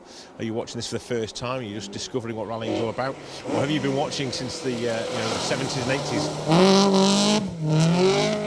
The height of rallying back in the day. Darren Edwards and Dylan Andrew in the Sunbeam.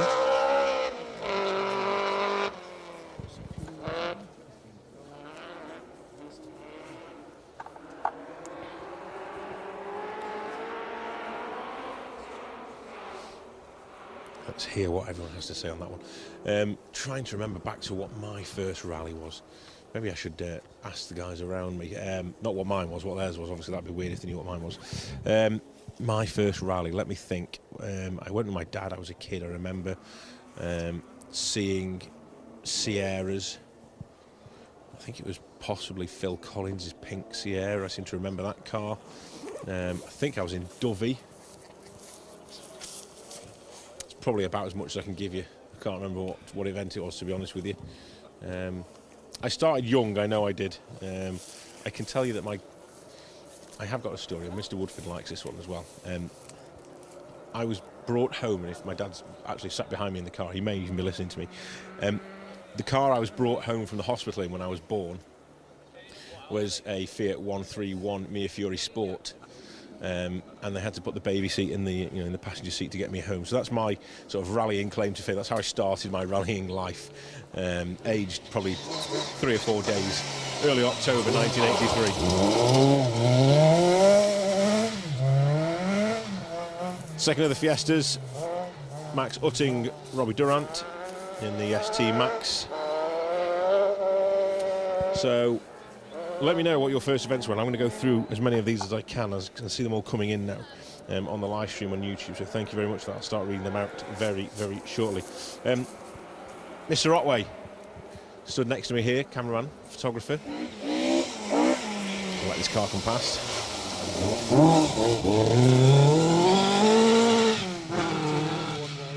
1981 Widine. There we go, 1981. Paul Lawrence. Were cars invented when you started rallying? 1965 R.A.C. rally. 1965 R.A.C. rally. I was very, very young. It was won by 2 horses pulling a stagecoach, I think.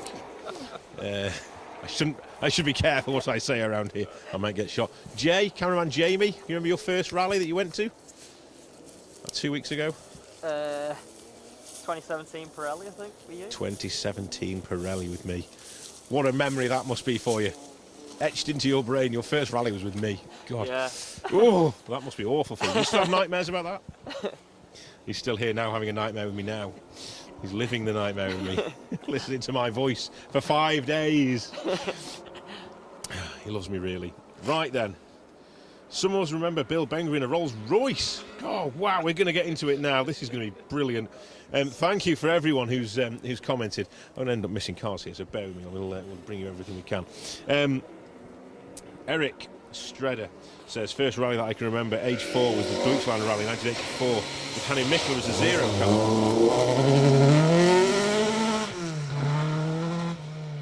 First time out with the short Audi Quattro.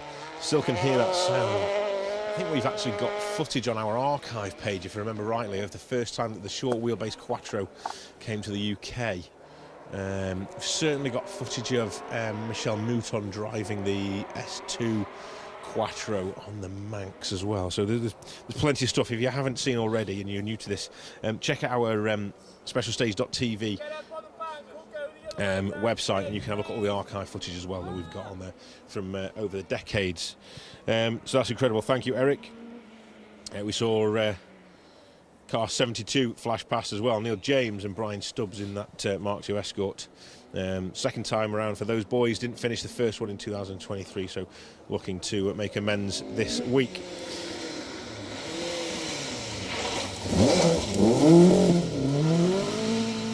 Alvin Pritchard says, my first R.A.C. rally was 1974, age 15. I feel your pain there, I can see. You're feeling old like me. Is there a little smile or a laugh there? Feeling all like me. I've got two gentlemen stood next to me that probably ready to pop me a fist to the face for that comment. Saab V4, first time in the orange livery, 1974. Yeah, well, a little story there for you. We had a Saab V4, myself and my dad. Fantastic car. We had it for a few years, and we didn't do stage competitions or anything like that, and it was just historic navigational stuff, but a pleasure to drive. Hans Svedberg, my first R.A.C. was in 82, my last in 83. Competing though, I take it. Mark Holmes, Graham Wild, by far the quickest into Junction 9 this morning. And I was absolutely convinced he was heading for the ditch, and somehow managed to just flick the car around and power through the corner without any hesitation, and got the car away from that ditch immediately. And I don't know how he did it, but it was incredible to watch, and I'm sure you'll see that on the footage when he gets back to Rally HQ, and we edited that into the show for you guys.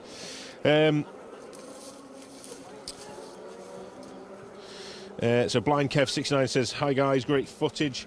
Can I ask, is this rally on pace notes or road book?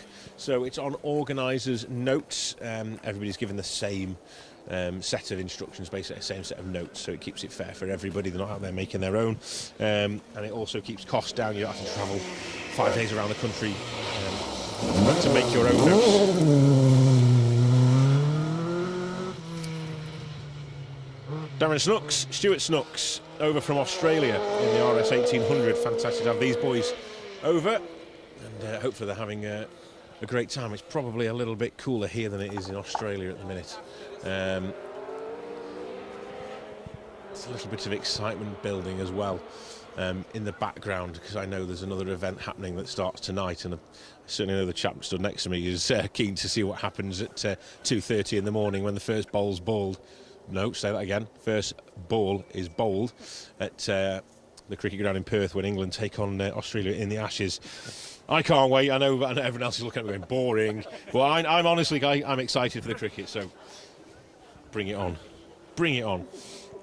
We can mix the two. We can mix rallying and cricket somehow. I'll call the people leaving my stream now. Don't do it. Don't do it. Stick with us. What have we got here then? My first rally was 1985, watching in Sutton Park. DMB Graphics Limited, thank you for tuning in and letting us know. My first R.A.C. stage was Donington Park with the Saab V4s, just mentioned. The Saabs, love that, thank you. AJ Omega, first remember watching in the late 90s. Richard Burns was my first favourite. First rally in person was Rally Ceredigion this year. Oh, so your first time out was Rally Ceredigion this year. That's fantastic, you see. So you've seen things on telly, you've enjoyed it, and then you decided to come out. Brilliant stuff. I hope you had a great time on Rally Ceredigion this year. It's some event, isn't it? Whilst we were into the first R.A.C. rally, age 10, 1966, or maybe 11, 1967, started at Heathrow Airport. Cortinas, Saabs and Minis. Mr. Lawrence remembers. 67 didn't run foot and mouth. There we go. You see, my crew are here in force. That was 1966 because it didn't run in 1967 due to foot and mouth. See what I mean? It's unbelievable, unbelievable. The voice of knowledge.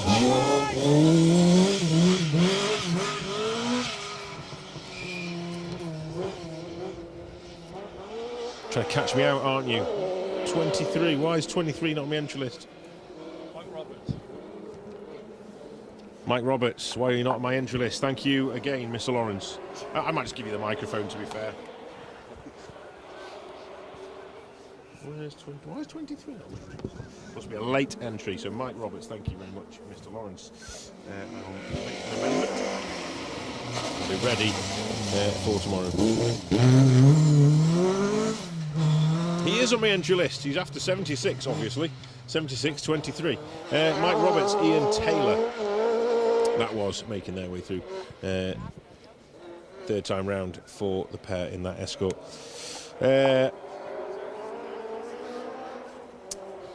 Theoden King, one of my best memories of rallying was Tony Pond driving a TR7.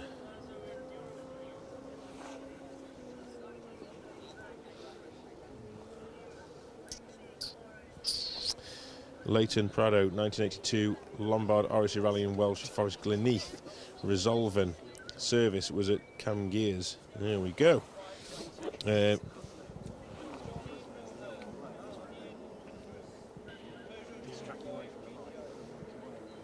Neil Blommer, 1979 R.A.C. Ye Old Geek, 1974 R.A.C. at Sutton Park. My dad got a photo of Brooks mid-roll. Excellent stuff. Brilliant. Thank you for getting in touch. I'm getting a telling off here. Mr. Woodford's on to me. Mr. Woodford's done my my notes for me for this event, and he's very kindly made me my sheets. He's done them for himself as well, obviously. But he always looks after me. Philip Thomas, Cody Richards, RS 1800, another crew over from Australia.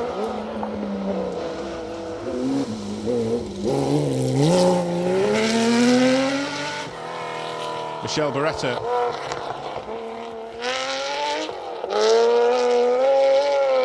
Back-to-back international crews then. That's the 3-litre Porsche 911 SC.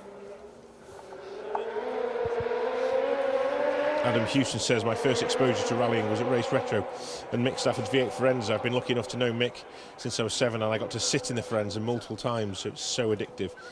Balamaman, 94, local rally in Sweden.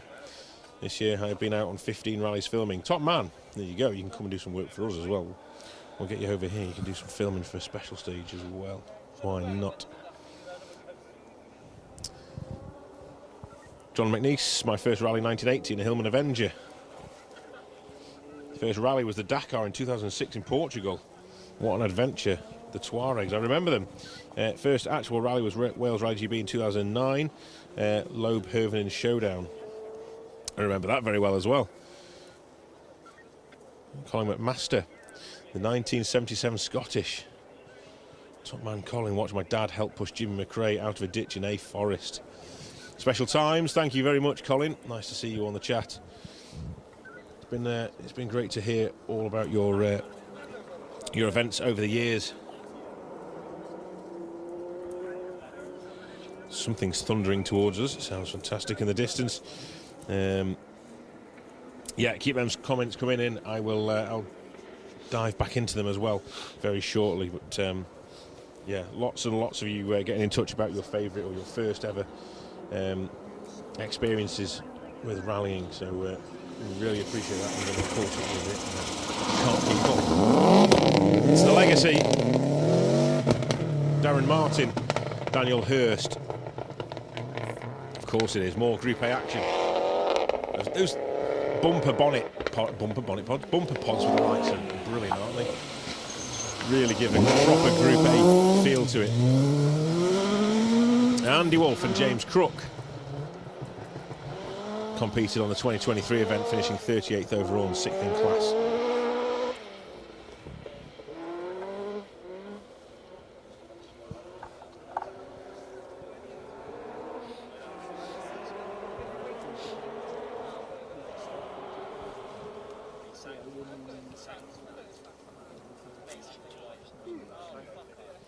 Okay, right, makes more sense now. So, thank you, Mr. Woodford. I've just flicked to my notes on Mr. Woodford and the telling off that I was getting. So, it does make pure sense to me now. So, Mike Roberts, Di Roberts' dad, is running car 23, because that was the last time that Di did the event. And he's put it in the notes under 76, which is what confused me. I couldn't find the number anywhere. I was looking on the previous page. I was flicking my paper back and two. But anyway, I found them now. So thank you very much for that. It does make pure sense now to me. Thank you for that. Really good information. So massive well done to Mike. And great to see him out here with Ian Taylor alongside this year as well. He has competed on the event twice before, so this is his third go at the event. And the Escort RS 2000. It was singing, wasn't it, when it came past us? So... Di Jaffa will be looking on and the big grin on their face. Thank you, Mr. Woodford. May just about save me there. Okie dokie, let's have a look how we're getting on.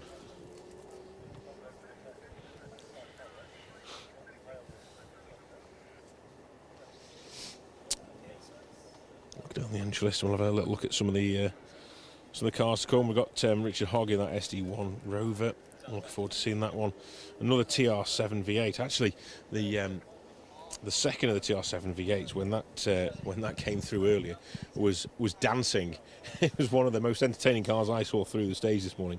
I know Mark was pushing on and was excellent in his, but this TR7 V8 of Philip Rowland, car 113, and we'll see him later on, was absolutely on it through the ice this morning in Crychan, so we'll look forward to seeing him back through. We've got some Sunnies to come, Nissan Sunny B310s, a couple more Porsches, Astra GSI, good looking car that as well. Never tire of a Chevette. Chris Jones.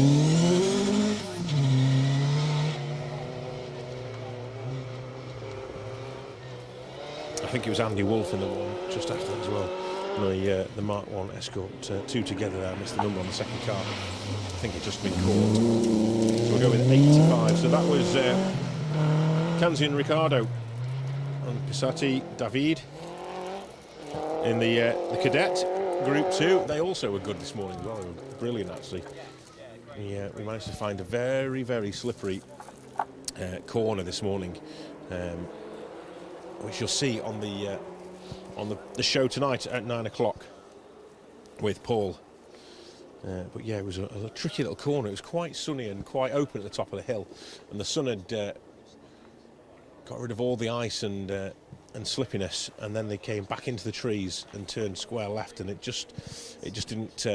Well, I don't think it thawed all day, and everyone was just sliding away on the ice towards the ditch, and a couple of people ended up in the ditch as well.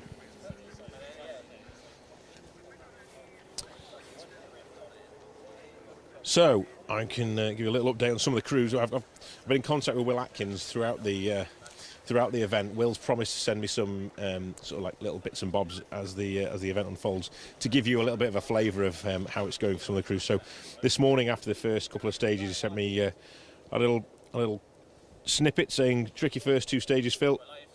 Where the sun hasn't got to is very, very slippy, but everything has been okay."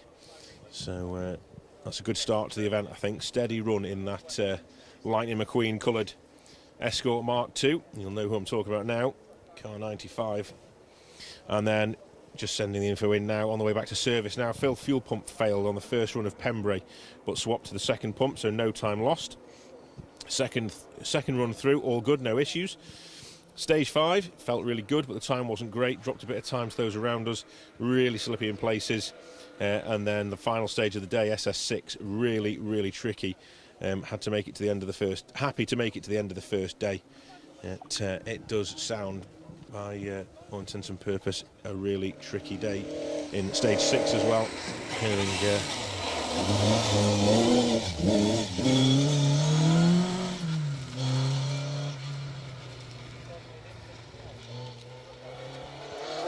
yeah, tricky stuff.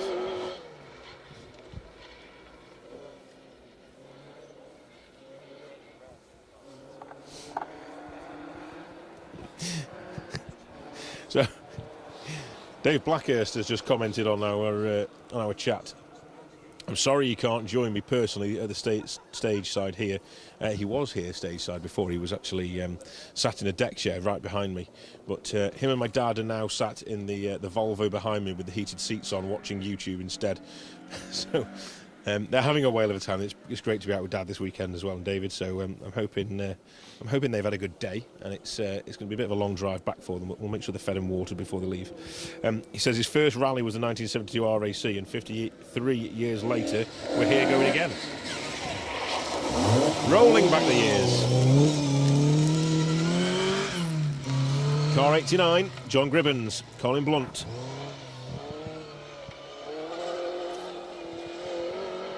Making a dent into the Crychan stage. Only about 3 miles to go from here till the end of the stage, and then just another 3 or so miles in the Keffin stage. It's tricky in there, boys, be careful.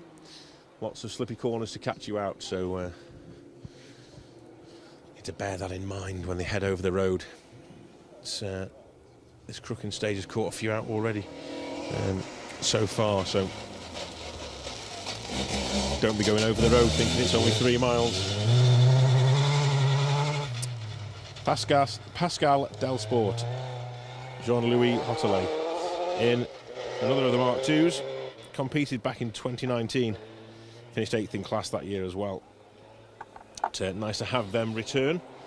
And we had a good few crews over from Belgium, didn't we, in the 2019 event? I think if I remember rightly, we also had a Group B Toyota, didn't we? Was that the year that the Toyota came over? Gregoire de Mavis. Yeah, Gregoire de Mavis brought the... was it the Toyota or was it the... Celica. It was a Toyota Celica, wasn't it? And Gislan in the 240R. Yes, it was. Both of them, wasn't it? Yeah. Yeah, Gislan came over in the 240 R.A.C. Good times. We need them back, actually. If you're watching, come on, bring them cars back over. Maybe not this year, but, 2 years' time. We'll take it.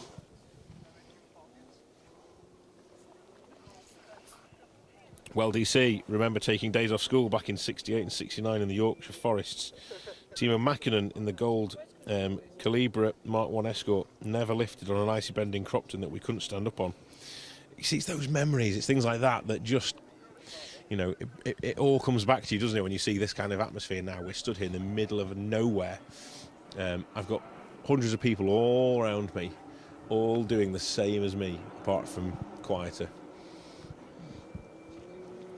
I can see across the hillside, and there's like little headlights and spotlights and torchlights just moving around on the hillside, enjoying this incredible event.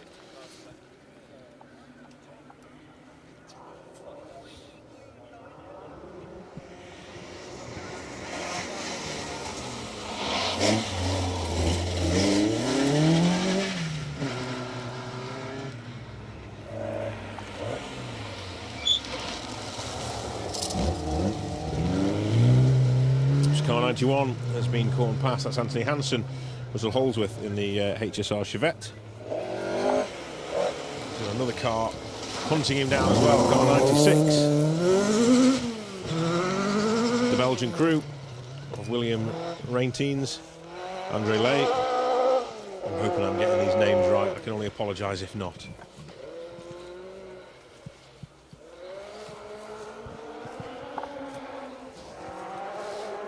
John Austin Davies' most spectacular rally memory was on the road leaving Hampsley in 1981. Jean Ragnotti and the R5, Renault 5 came past just on the road as though he was still on the stage. Yeah, lots of memories. Over the years, we were having a really good laugh actually, me and my dad earlier. I said it before, Dad's with me this weekend. I remember being in this stage, probably, my memory's rubbish anyway, but probably around about 2003-ish. And we were in the quarry that's just a mile or so back from this junction here. And we were sat on the quarry wall watching the top boys, the best boys in the world, and girls driving and co-driving in these awesome machines. I was reasonably young at that time. I wasn't really. But I remember sitting there with my dad thinking, this is great. I'm watching the World Ride Championship in Wales with my dad. And when McRae came through, the air horns were going off and the atmosphere was just electric. And the group of guys next to us who had been drinking quite heavily by the looks of things most of the day were telling us how much McRae was licking it. He was licking it. Wasn't he licking it? Oh my God, he was licking it. And we found that hilarious because we had no idea what that meant at the time. Still don't now to this day, to be fair, but whatever he was doing, McRae was licking it.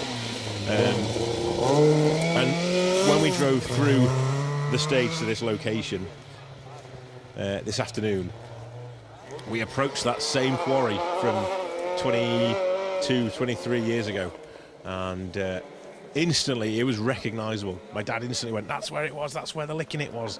And yeah, there we go. It's just another little memory, something else that you have etched in your brain from all these years of rallying. Great times.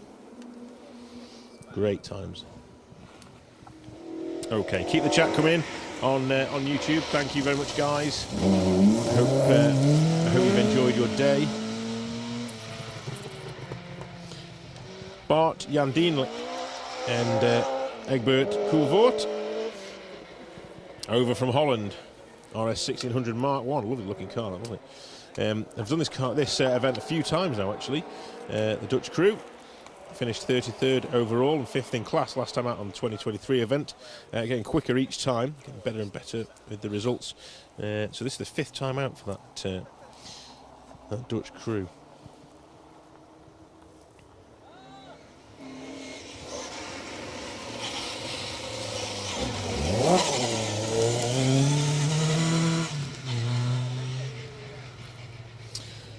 So the chat has turned towards WRC returning to the UK shores, and it's something we need in this country. Doesn't it feel weird that we don't have a World Championship event in the UK? I know that Aberdeen is rumoured to be putting a bid together for it, and we'll have to keep our eyes on the press for that one. But yeah, Aberdeen Council would be looking to fund that. It'd be a good one to have it back. We need the World Rally Championship in the UK. It feels very odd not to have a World Championship event. Feels a bit like the home of rallying, doesn't it? The UK, I think. Finland is up there, obviously, but yeah, I think the UK's a popular one as well. I'm sure if you ask anybody, they'd love to come back to the UK. This time of year, it's got to be this time of year as well, hasn't it? It's got to be wet and horrible and foggy and muddy and UK rallying at its best. Okay, so a little bit of a gap again in the event. We have got cars coming towards us, we can hear them in the distance, so just a minute or two gap. Little GPX is confident that the WRC title is coming home this year. There's only one round to go, and I think we can all be in unison when we hope that Elfin does it in Saudi Arabia. Is it next week? It's next week, isn't it? Something like that. It's not far off anyway.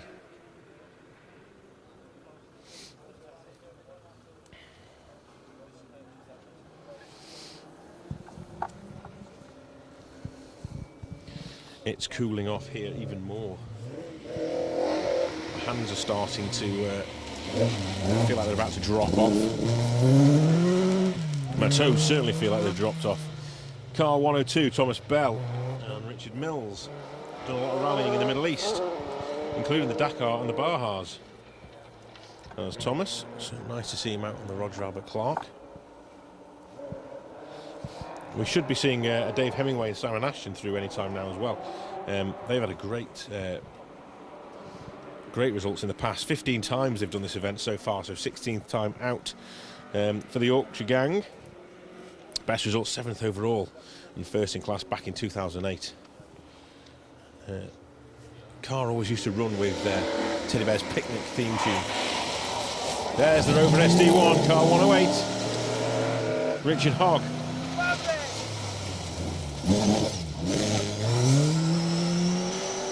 Ian Dobson, Harry Stubbs following close behind. Ian, another of the residents from the USA. First time for the crew.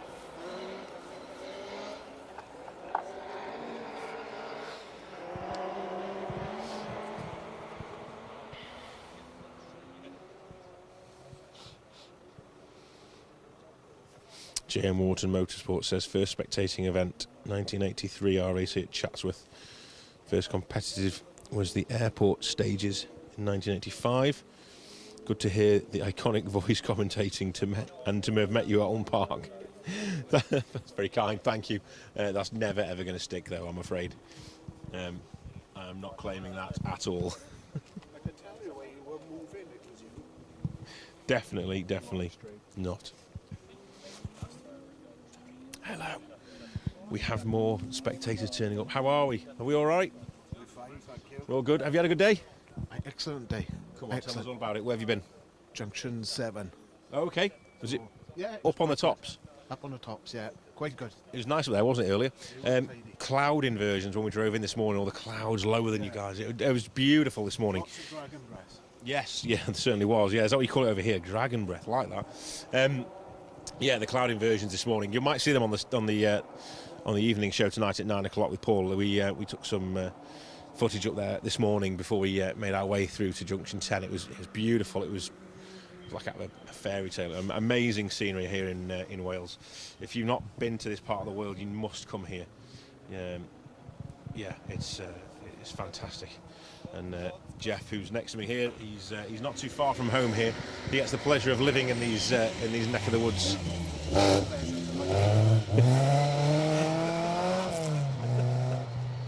I can't see the paperwork. I've been blinded by a Volvo. It's Theo and Thies in the 244 that are making their way through the stage. 2.3 litres of Swedish power. Another of the foreign crews, Dutch crew again. A few crews over from Holland. This is the first time for these boys, though. Adam Houston says he's very brave chucking that SD1 around in this weather. Oh, he knows what he's doing. Mr. Hogg and Mark Hanna alongside. He's got 3.5 litres of power to pull it around the corners. He'll be fine. And in the right livery as well. It certainly was. Computer vision coloured Rover.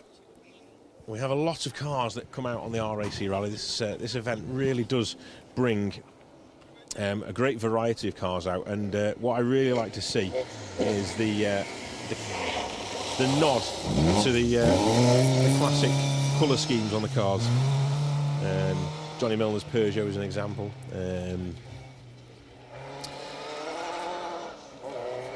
Just flicking through my notes. Kev Proctor's car is amazing as well, isn't it? Mark McCulloch, that's who I was trying to remember the name of. Sorry, Mark. Michael Hendry in that Astra GSI. I think it's David Llewellyn colour scheme down it, I think. Almost works reg as well on it. These details that people go to make these cars look so iconic. It's so good. It brings back so many memories. So I always do like seeing those cars. And it doesn't have to be the top boys. It can be anybody on the event, like we've seen with the Rover. You know, computer vision car running at 107. Brilliant.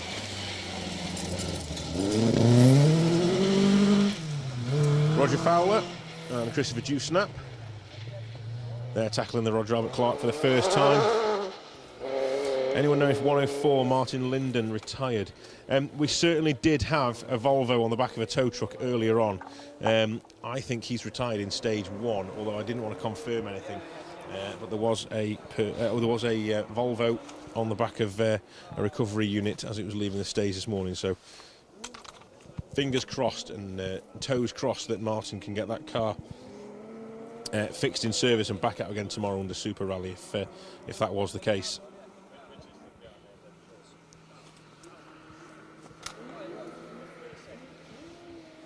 Paul and Liz, best memories. Bath Motor Club helped service in 1976 and went on honeymoon on the 1977 R.A.C. Champagne and a lavish tray of hotel food. That's some honeymoon. Not sure my wife could be letting me do that.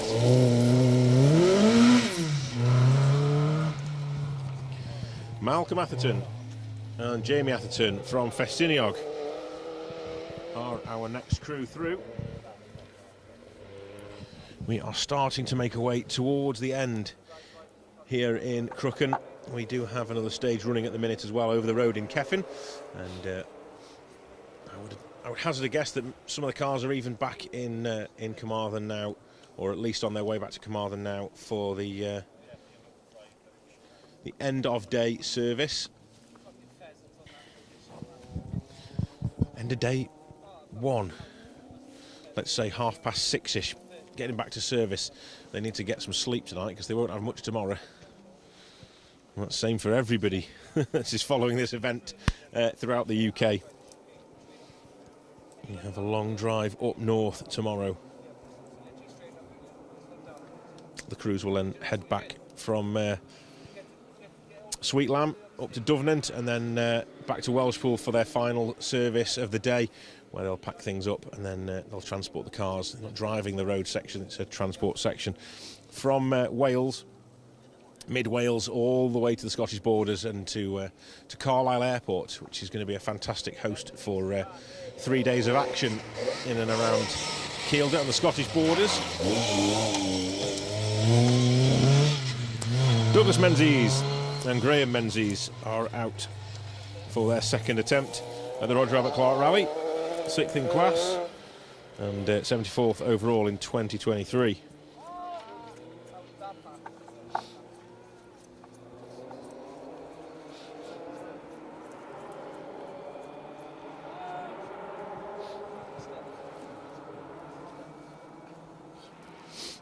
David Yo says, my highlight was Valdegaard in the Stratos in the 70s or 80s, running without the rear clamshell. 44 fastest times he set. I went to watch in Somerset in the dark. Hardly saw a thing, but how exciting.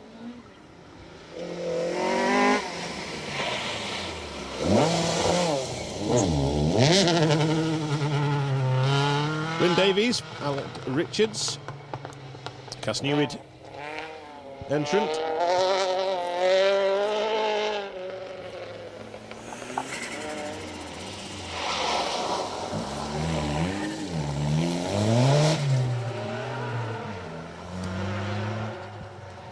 Phil Morton, Chris Dodds.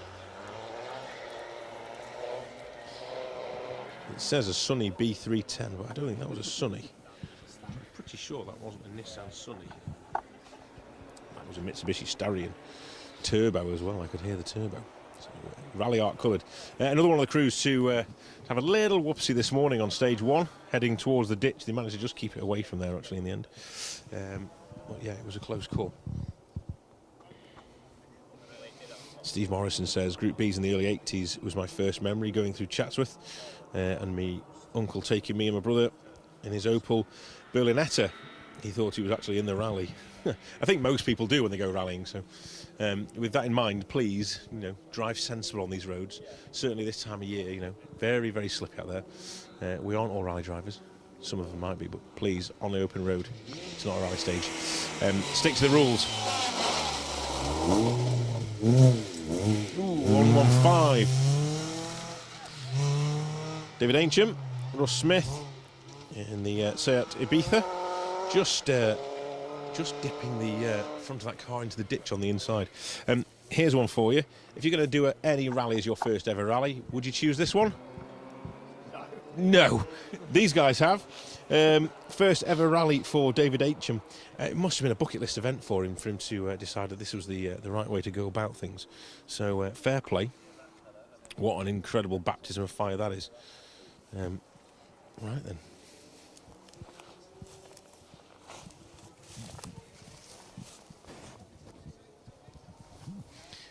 I'll be back very, very shortly.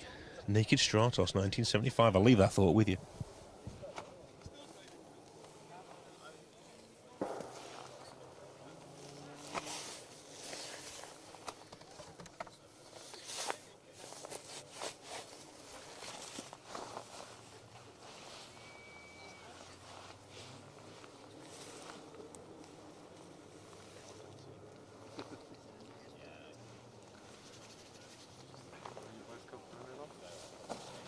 Sorry? Will you cover anything?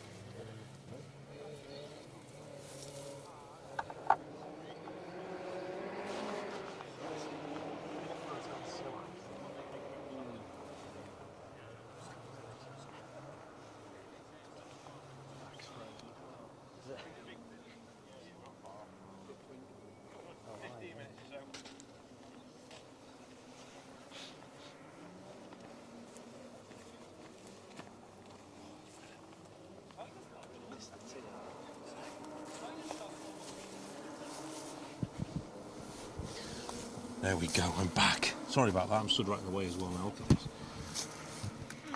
There we go. Right, sorry about that.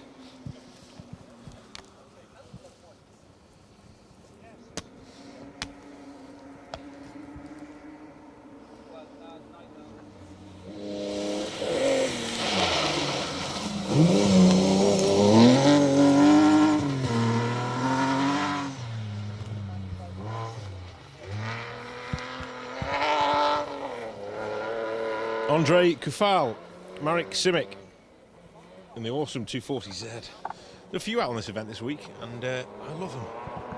Do you like a 240Z?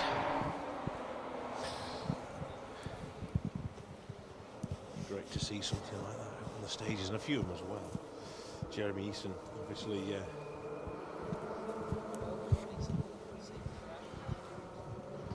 The driver I'm used to seeing out in his. But great to see anyone who brings one with them. So you're very welcome over here in the UK. Thank you for bringing it over from the Czech Republic.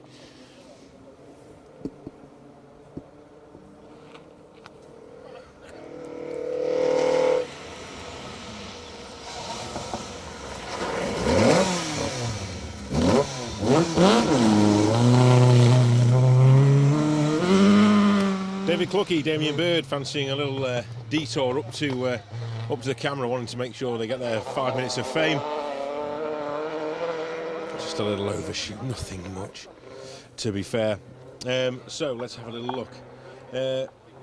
Roman Rob says, just took out photo memories from my first ever rally. So this is what it does to you, you know? You have to go back now and start digging through entry lists and I know people out there collect the programmes and stuff over the years. 1978 R.A.C. with Pirelli Stratos Cossack Escorts, the Clipzone stage in Sherwood Forest. I remember it well. It's been a while since we've been to Clipzone, but it was a great little venue for rallying. Henry Toivonen on his way to the 1980 win in the Sunbeam Talbot is another memory that you have. Great stuff. And then you can flip that around then, and Alan Boddy says, Jersey Rally. This year was my first ever rally that I've marshalled on. I'm now absolutely hooked. Brilliant, absolutely fantastic. And Alan, over the next however many years, you will have the same sort of memories coming to you as well. When we ask you about this in like 20, 30 years' time, you'll be able to go, oh, I remember my first ever rally was the Jersey Rally. Brilliant stuff, thank you. Dan Jones, the R.A.C. at Trentham Gardens in the late 80s, just down the road from me at Trentham Gardens. I don't think I ever went to Trentham. I don't think I did. I can't remember. My dad will tell me. He's probably sleeping in the car behind now. I did just walk past the car, and they were tucked up with the heated seats on, watching YouTube on the dashboard of the Volvo. So we're live in the Volvo, just behind, enjoying themselves in the warmth, while we freeze out here. But anyway, anything for the cause of the good. And it wouldn't be R.A.C. Rally without a little bit of a nip in the air, let's say. Perfectly clear sky above us here. In fact, it's so dark. The sky is filled with stars up there tonight. Lovely to see. Rallying under a canopy of stars.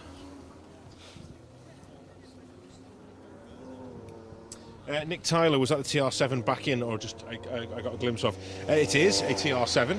It wasn't the Mark Higgins TR7 though. It was in fact Philip Rowland and Phil Woodcock in their very similar looking car. So yes, you did see a TR7. It wasn't the one we're expecting. That was 121. Another of the ERO Motor Club gang. That was Martin Beach, Noel Murphy, we mentioned them earlier on in their 205. First time out doing the event, although been rallying a long time, as Martin, and as I've mentioned many times before, and everyone's bored of me saying this, made the front door at my mum and dad's old house. Now they moved to, I made the front door at my mum and dad's old house. Fantastic craftsman when it comes to woodwork, as you'd expect with the name Beach. Okie dokie, what a car that is to hear coming through the stages. The XJS V12 of Ed Abbott and Tom Bishop.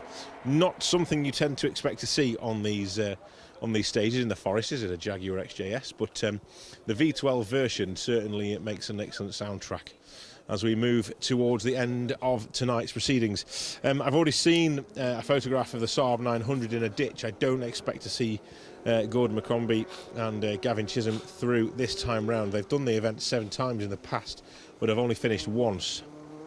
Unfortunately, that will probably read 8 times and only finish once, unless they can get that car back out the ditch and straight enough to continue with the event. So let's keep our fingers crossed for that. I think we're moving in the direction of Bowler Defender 90s now, unless there's a couple more cars to sneak in. I'm expecting Christian Kajakis and Kirk Rupalu from Estonia in theirs first.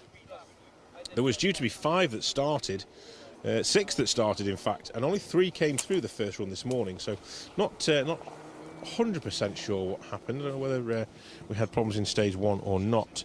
But anyway, we'll see what happens and see who comes into shot next. I can hear the distant rumble coming towards us, so we'll keep an eye out for that.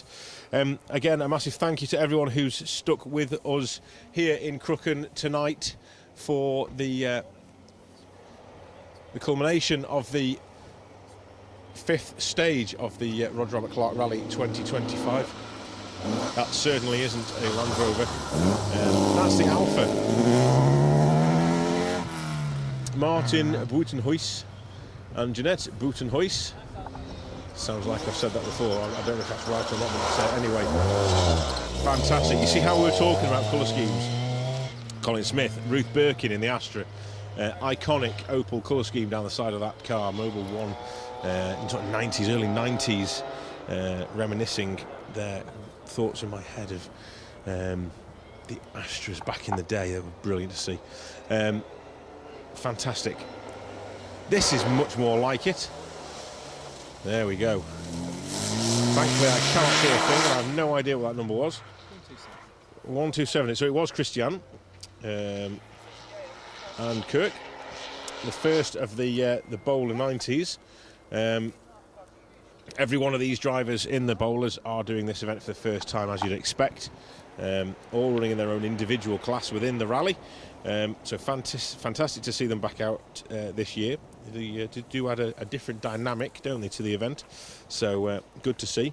Luke Horton-Walker and Harry Nicol will be competing on their first ever rally. That's another crew to do it for the first ever time as they tackle this one. There are 6 listed, but only 3 came through. We'll see if anything like that has changed.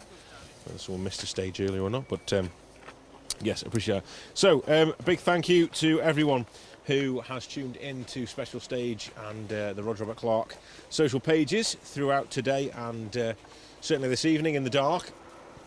I understand it's a bit of a weird and difficult watch at times, but the atmosphere is electric when the cars come through. It's a fantastic sight, and we've only got a couple of cars left to fill your screens with, and then we'll be signing off for the evening. Please make sure you join us though at 9 o'clock for the review show of the day.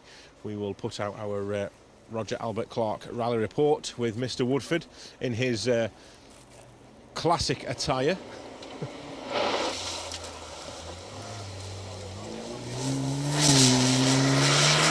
Jorma Jokela, Tarja Jokela in their bowler from an Estonian crew first through.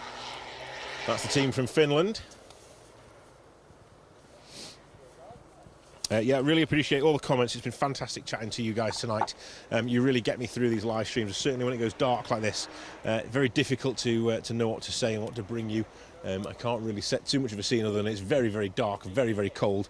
But the most amazing place to be and spending time with the most amazing people at the same time. So thank you very much for joining us on the live stream, as I say, and we'll be signing off very shortly once we have these bowlers through. We are back tomorrow morning.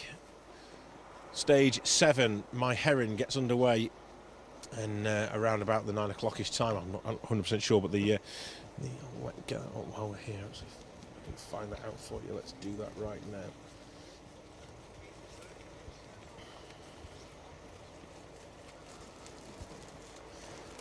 So many apps open on my phone.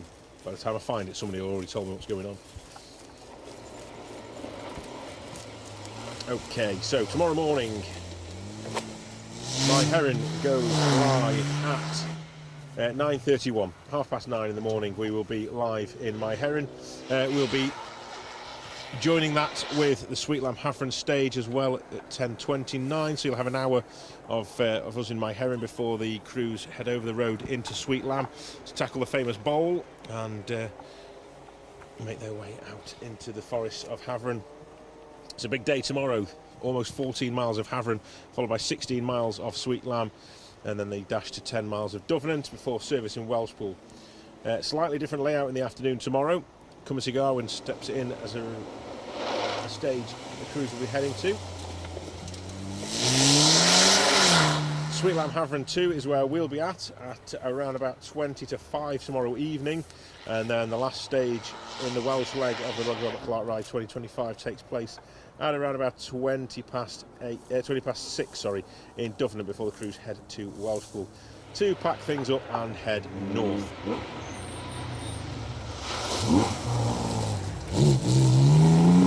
Still running, but running out of sequence, car 78. It's the Porsche. It was on my other side of my entry list and my fingers aren't working. Oh, and I'm ripping paper now. 78. Sneaking in there, Ali Kreidel and Luke Colmers, the crew over from Luxembourg, want to make sure that that car gets to the end of the stage. But thank you very much for joining us, as I say, on this live stream today. It's been a pleasure bringing you the action as always. I hope you've enjoyed it, and we look forward to seeing you in around about 2.5 hours on the rally report. So with that in mind and the last car through the stage, please have a safe and warm evening around the UK and around the world, and we will see you tomorrow morning in my Heron for day 2 of the Roger Robert Clark Rally 2025.